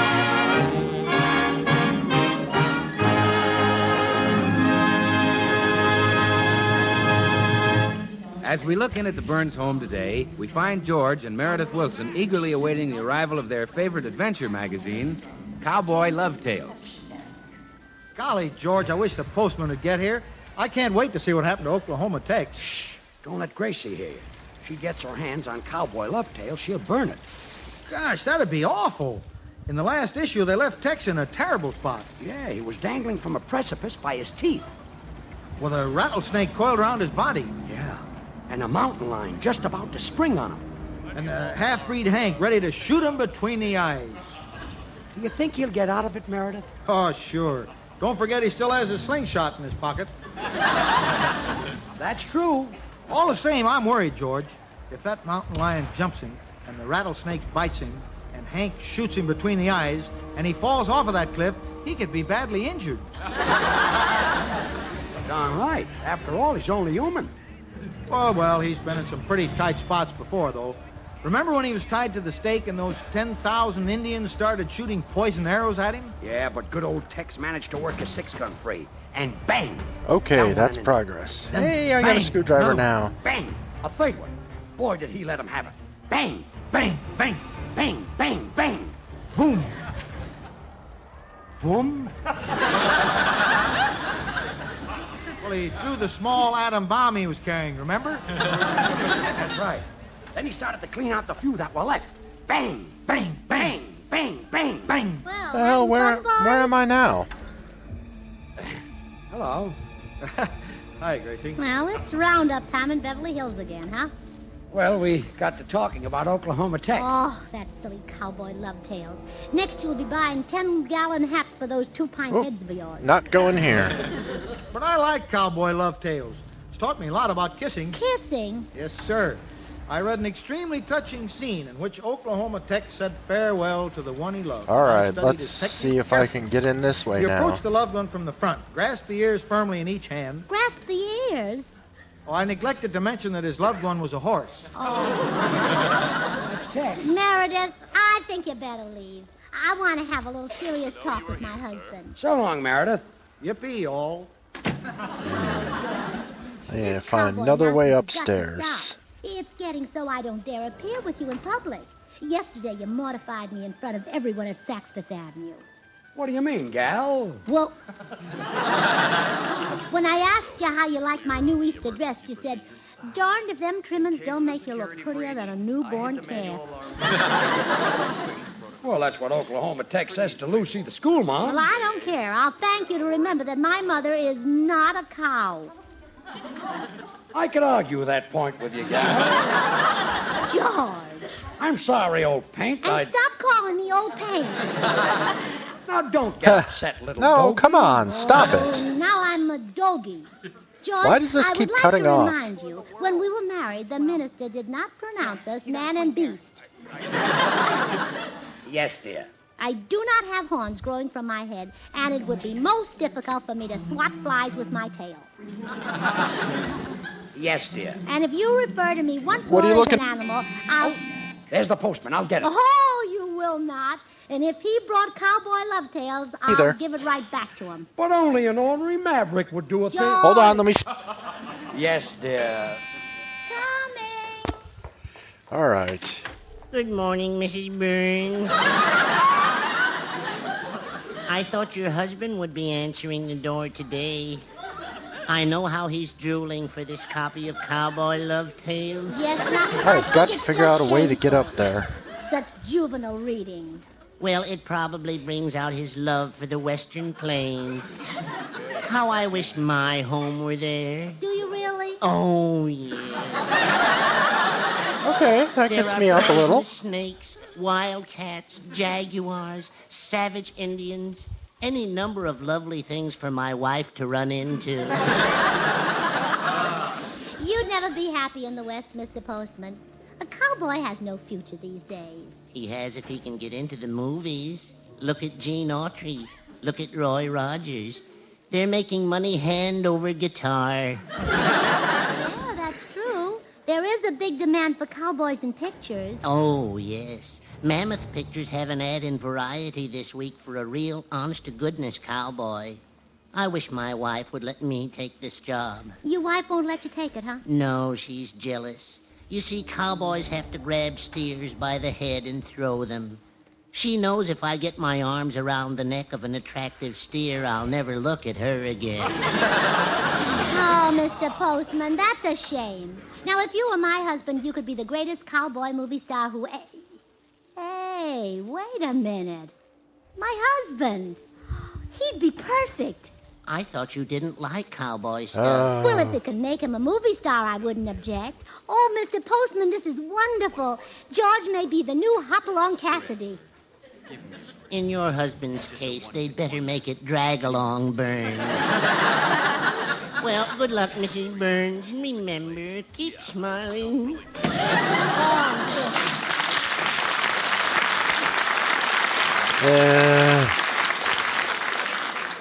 This is a terrific opportunity. And to think I fussed at George for talking like a cowboy. Did the magazine come, Gracie? Oh, don't call me Gracie. Call me a little doggy. Your ornery little maverick. Call me old Pink. Huh? And I'll call you Bullface Burns.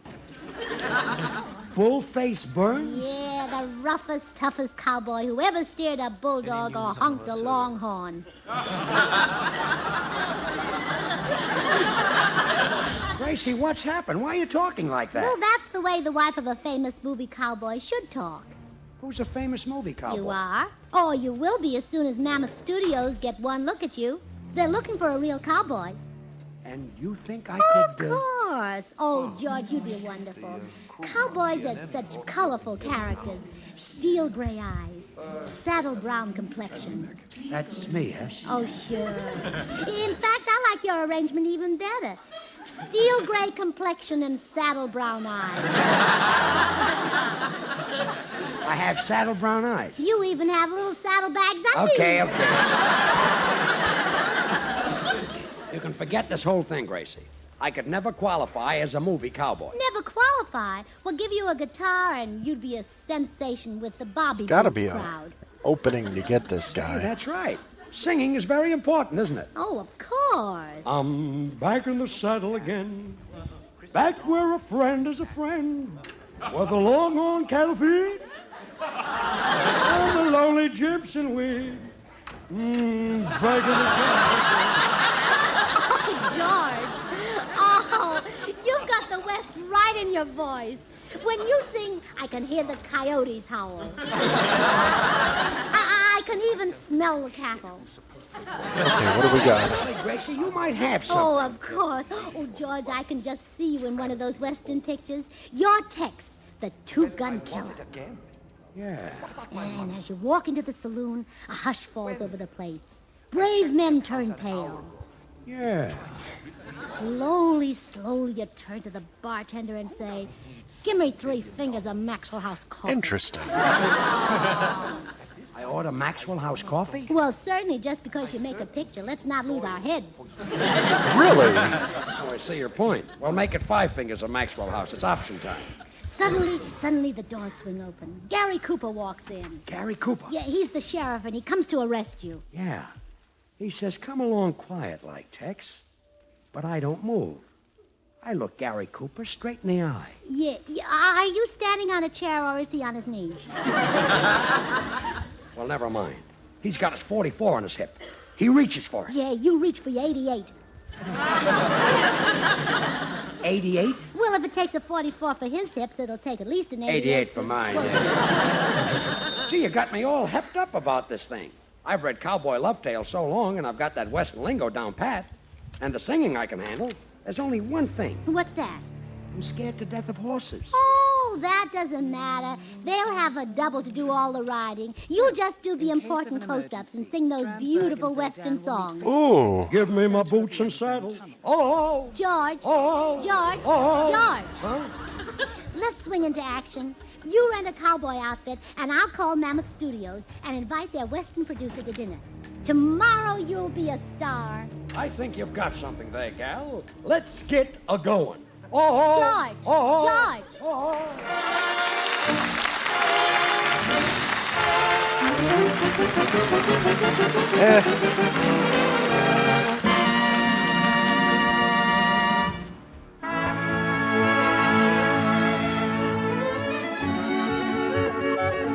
By the waters of the Minnetonka, Meredith Willson and his orchestra.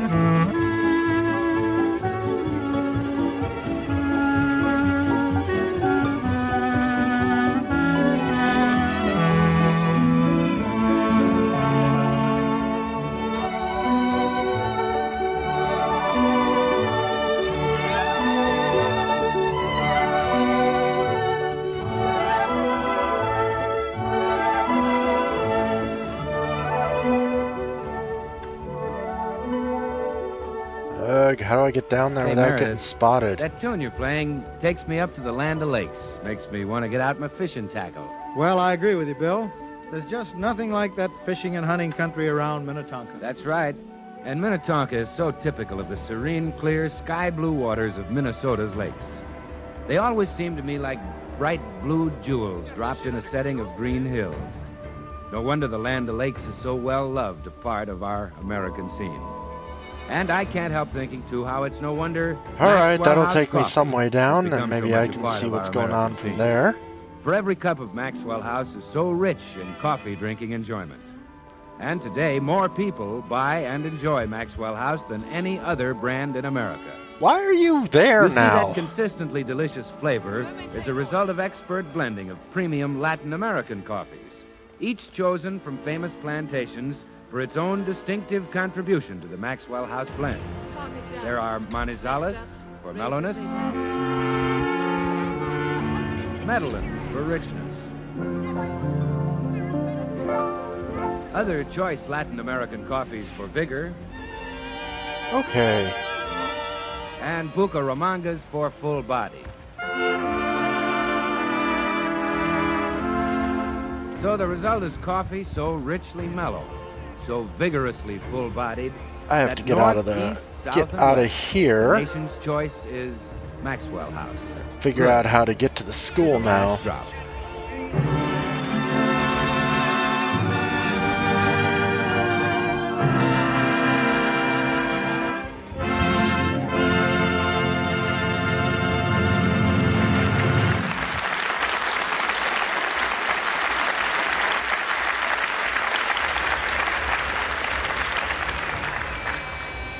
Come in. Well, hi, Burnses. Howdy, partner. Oh, Bill, guess what? George is going into pictures. He's got to be a singing cowboy. No. Yes, and he'll take the country by storm. Can't you just imagine? Well, there's no what'll one to happen when interview he now. My boots and my saddle. Well, I don't know about the saddle, but they'll certainly give him the boots. Kid's quite a comic. Sort of That was blonde, pure red luck. scalp. I could have got anyone with that, You but make instead I jokes got now, him. Bill, but you'll feel pretty silly when George is a big Western star. Why, he'll be bigger than Roy Rogers, bigger than Gene Autry, bigger than Toot Gibson, No, bigger no, than... no, not Toot Gibson. Hoot Gibson. Hoot? Not Toot. Hoot? Consulate Hoot, Square. toot. Whatever noise he makes, you'll make How a do I get louder in one. there? Yeah, I'll be famous. I'll say you Yes, will. like Toot Gibson, yes. The name Tex Burns will be on everyone's lips. Tex Burns? Oh, that's the name he'll use. He sort of reminds you of Ah. Texas, doesn't he? Well, he's Texas around the waist, all right, but when you get up to the shoulders, Rhode Island.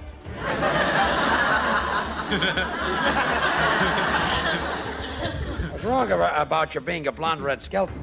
You're more of a tall Mickey Rooney. You want to go away? Well, I'm sorry you won't take this seriously, Bill. You've worked in pictures, and I hoped you'd give George some pointers. Well, I'd be glad to, Gracie, if the little man's really going through with it. Ah, you're sweet. Now, you're a beginner, George, so watch out for the men and women who know more about acting than you do. I see. In your case, that also includes children, dogs, and horses. Look, And Bill. look, if you're in the same scene with a tree, you're dead, too. Thanks, Costello. Well, that's enough pointers, Bill. But you can help us out tonight. How, Gracie? Well, I've invited Mr. Nate Wallach of Mammoth Studios over for dinner, and we want him to think that other studios are bidding for George, too. I see. Can you act like a movie producer who wants George to star in a picture? Oh, sure. How's this? And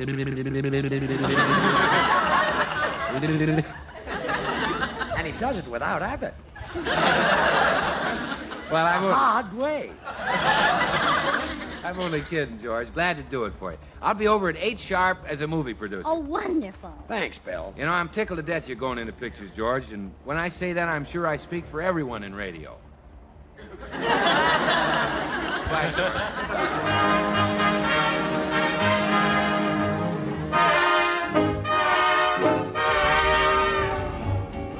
Dang it! Well, I finally got into this cowboy outfit. How do I look? Oh, George, you're beautiful. That bright red scarf and green shirt look like a glorious western sunset. They do? Uh-huh. That red scarf is the sun. See how it sinks into the Ah! while its last rays peep over the little green hill of your stomach.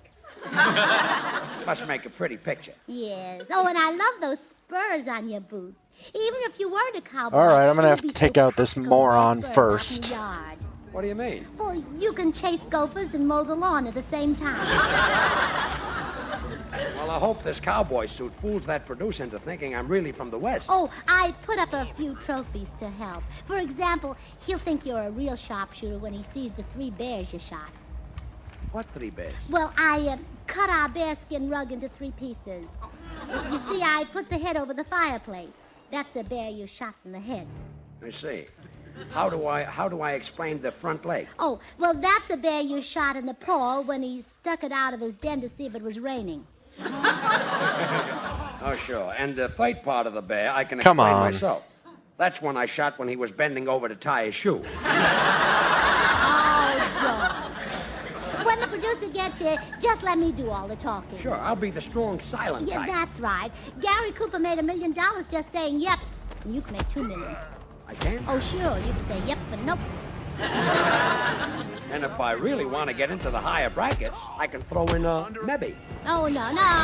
Don't overdo it. No, we'll never be able to pay our income. Ah! Well, let's try out your cowboy talk now. Do you love me, Tex? Yep. Am I the prettiest gal you ever seen? Yep. Will you buy me a new hat? Nope. Wish I'd never thought of that second $1 million. Well, we might as well forget the first one if Mr. Wallach finds out that I'm scared of horses. Oh, Judge, I already told you that the star doesn't have to ride, only the double. But I've seen pictures. Studios don't let their stars do anything that might put them in the hospital. Why, they probably even hire a double to have puppies for Lassie. Well, I hope you can put this over. Oh, we can't miss. Now, don't forget Bill Goodwin is coming in as a rival producer to wed his interest. I see. And Go I forgot to tell away. you, I also have Meredith Wilson coming in as another rival producer. Fine pair you picked out. Go Dame Brain away. Don't Finish worry, your Mr. cigarette Wallace and will- leave. There he is. Now, remember, let me do the talking. Okay. Good evening. I'm Mr. Wallach of Mammoth Studios. I believe you were expecting me. Sure was. Come in, you ornery old cuss. Well, thanks. What? I'm Mrs. Burns. Why and would you Mrs. even Six. go this way? That's short for Texas, one of the western states. Ah, so this is the famous cowboy. Yep. Well, Tex, it certainly is a pleasure to meet you. Yep. That's enough, Tex. Stop your chattering. Yep. Well, we're powerful glad to welcome you to our diggings, Mr. Wallace. Even if they do be mighty small and cramped. You consider this a small home? Sure do. Yep. Just thought I'd ad-lib. Down in Texas, when you want to scrub up, you gotta saddle a pony to get to the bathroom. Ain't that right, Tex? Yep. Well, the grub's on the table, Mr. Wallace. Would you like to put on the feed bag? Or would you rather have a plate? Plate, if you don't mind. You city folks. I cooked up the biggest hunk of meat I could find, but I wish I could have fixed a real Texas barbecue. How do you prepare a Texas barbecue? We light a forest fire and drive a herd of cattle through it. Ah, I see what's going on now.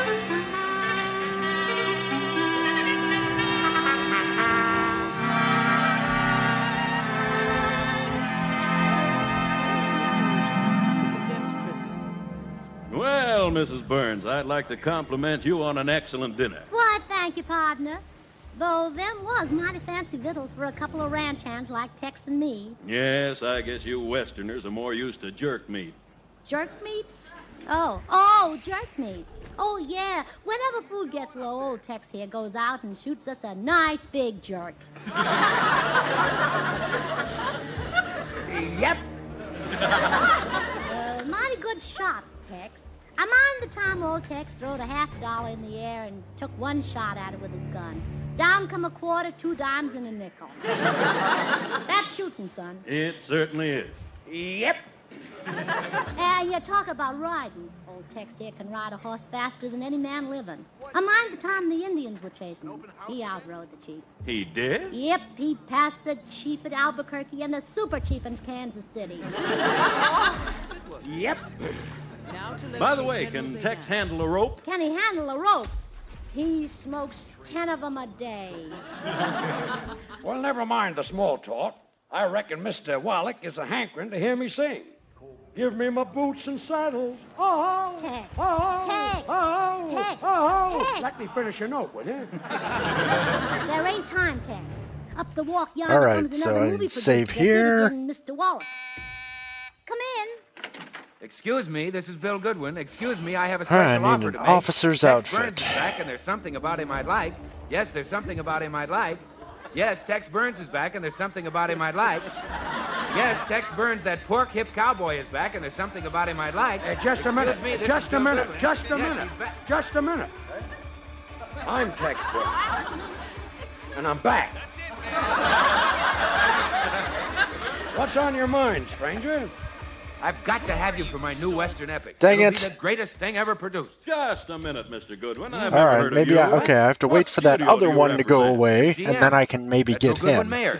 Make sense? Haven't 30 you got a people gold one in there watching. someplace? 30. Yeah, but it's in the backward, doesn't show. I am proud of my haul here. I really am. Oh, you mean Sam? Sam, yes. Boy, he put me in charge of Westerns. Now, Tex, you can have your choice of two salaries. $10,000 a week or a pound of Maxwell House coffee. Look, Mr. My Goodwin. advice is take the Maxwell House coffee. Maxwell House is appetizing, rich, full, Dang bodied, it, and mellow. come on. Coffee at its full, flavored best, good to the last drop. But $10,000 a week is a What? mighty. You Can't even believe consider this. money when I offer you Maxwell House coffee? It's either Why, one more way or the people other buy way, and I enjoy get caught Maxwell either House than way. any other brand of coffee in the world. Mr. Goodwin. Money. What good is money? It brings sorrow, shame, disgrace. Money is evil. It turns friend against friend, husband against wife, brother against brother.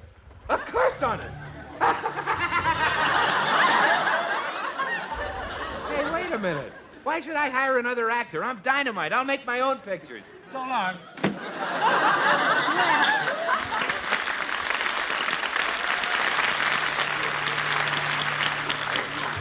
Mighty queer acting bunch of critters, you movie producers. Oh, don't judge us all, but Mr. Goodwin, I assure you that the really big producers are very sane, sensible men.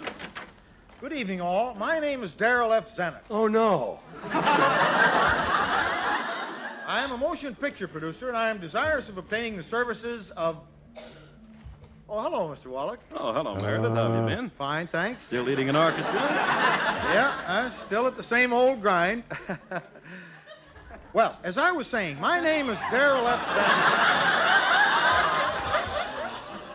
And I am anxious to employ... Meredith, you know Mr. Wallach? Sure, we've been friends for years. Well, as I was saying, my Oh, name stop is it, Darrell... stop it. If he's your friend, he knows you're not Darrell F. Zanuck. By Ginger, you may have a point there. Yeah, that was hard to figure out. Very well. How's this? Good evening, all. My name is Cecil B. DeMille. Ow. Well, I guess that washes me up, Mr. Wallach. Sorry, my wife brought in those phonies. Oh, that's all right. I knew they were phonies. I also didn't believe those stories your wife told about you. Hi, hold thou, stranger. If you're calling me a liar, Tex will take a pot shot at you. And yours he can't miss.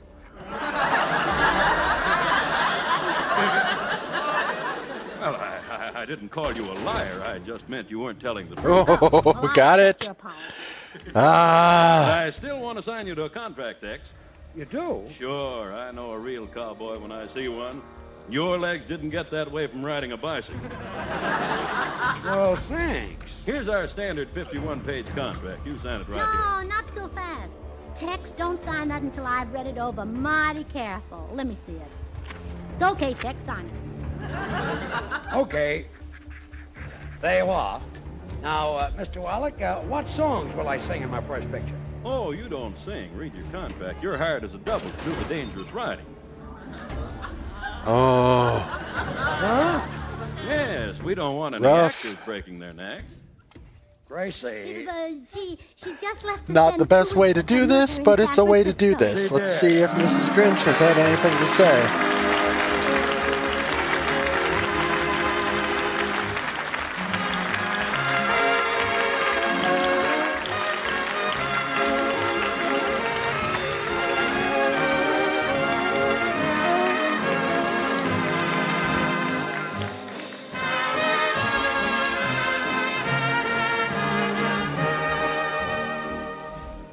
Until next Thursday, good night and good luck from the makers of Maxwell House, America's #1 brand of coffee. Always good to the last drop.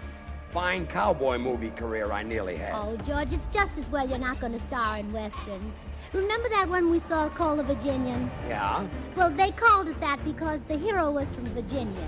So what? Well, how would it look if they advertised George Burns in the Bronx then? Good night.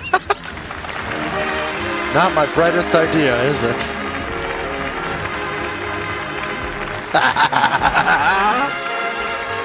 Oh, this is dumb.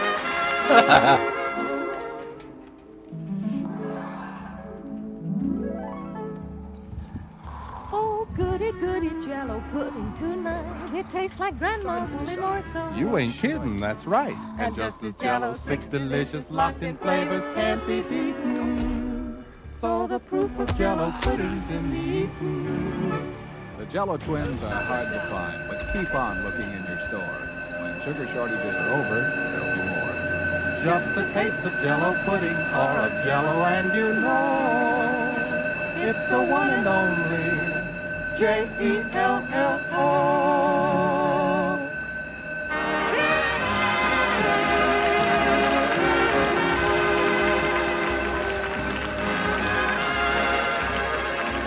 Join us again next week when we'll all be back. George Burns, Gracie Allen, Meredith Wilson and his orchestra, and yours truly, Bill Goodwin. And now stay tuned to this Not station sure who because saw me in Bird's her Eye how. Open House with Tony Martin and Lena Romai is coming on in just a second. Good night.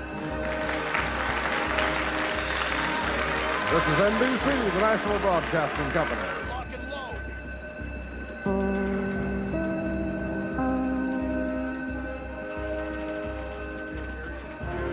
Transcribed. The Kraft Foods Company, makers of Kraft quality foods, presents Harold Perry as the Great Gildersleeve.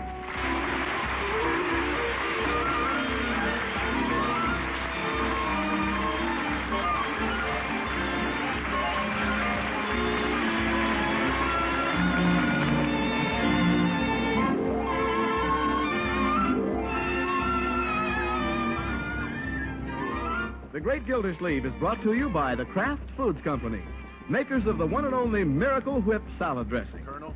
Here's a really different kind of salad dressing with a really different flavor. Downright appealing, Miracle Whip is not too sharp and yet not too mild.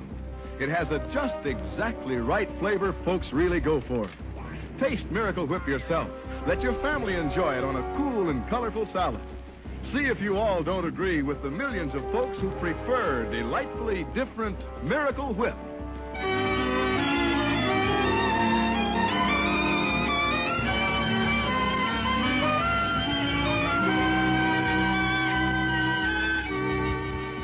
Well, the Great Gildersleeve had spring fever today. He was This'll get me fooling out. around the office about as fast as Leroy's turtle.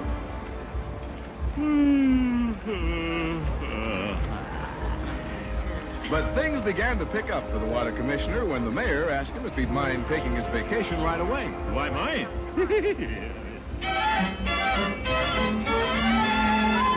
All right, let's get out the door. Children, Leroy, Marjorie, Bronco. Where is everybody? It's so cool to get away with this stuff. Yes, Leroy, where are Marjorie and her bridegroom? Well, they're out swinging in the hammock. I put it up and they took it. Nice. Darn lovebirds. Well, lovebirds need a swing, Leroy. If you ask me, those two need a cage. Now, Leroy, let's go out and talk to them. I'm taking my vacation Killed this year. 2 major world leaders. I feel good about that. Well, let's talk it over with Marjorie and Bronco, huh? Gosh. Gosh, are they going too? They just got back off a honeymoon. Leroy, a honeymoon isn't a vacation. What's the difference? On both of them, you take trips. Well, there's a difference, Leroy. A honeymoon is without pay and a vacation's with pay. Nice as a waiter. Look at the newlyweds swinging in the hammock. I mean, I can go through with cooler stuff. You and I go. What? I need a vacation from that lovey-dovey stuff. Compromise? Makes a little kid not even want to grow There is no up. sign of forced marriage. One of my people has gone missing in Johannesburg.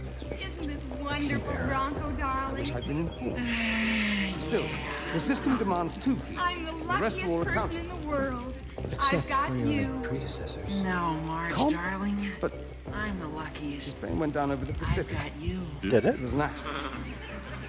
Such was the conclusion at the time. I'm the luckiest. Yes. Oh, no. What do we got? I'm the luckiest. They'll both be lucky if that old hammock doesn't break.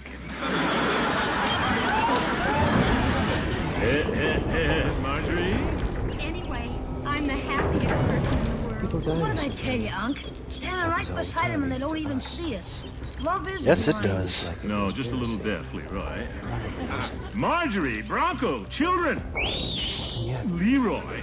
Oh, hello, Mr. Gildersleeve. Hello, Unky. yeah, we were just swinging in the hammock. Yeah, so Interesting, isn't it? I thought I'd come out and talk to you about vacation. Yeah, Unc's got the last 2 weeks in June.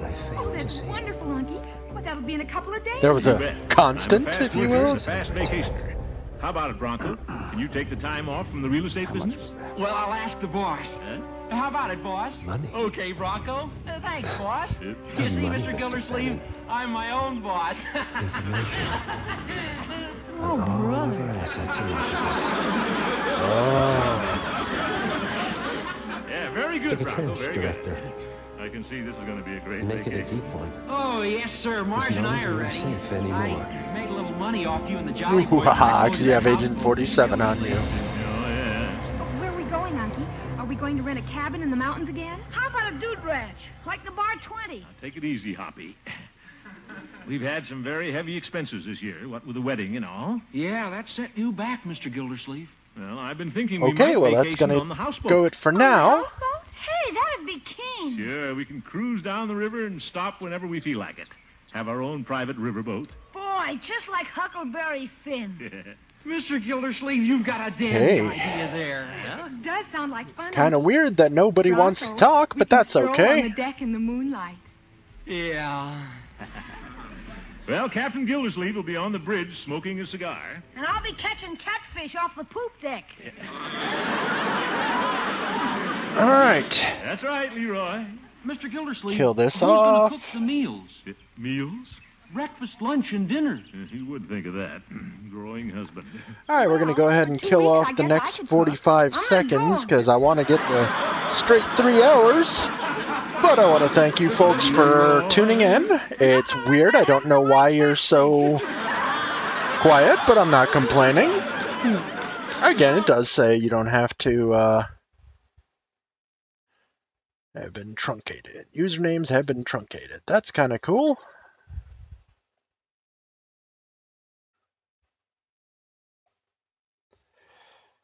And let's see, 10, 9. Well, I guess I should say now, thanks for tuning in. I'll be back at, I will not be back tomorrow as I have to go get a nerve conduction test, but the day after I will be. But I want to say that I hope you have a wonderful day because, louder boy, louder and slower, as he says.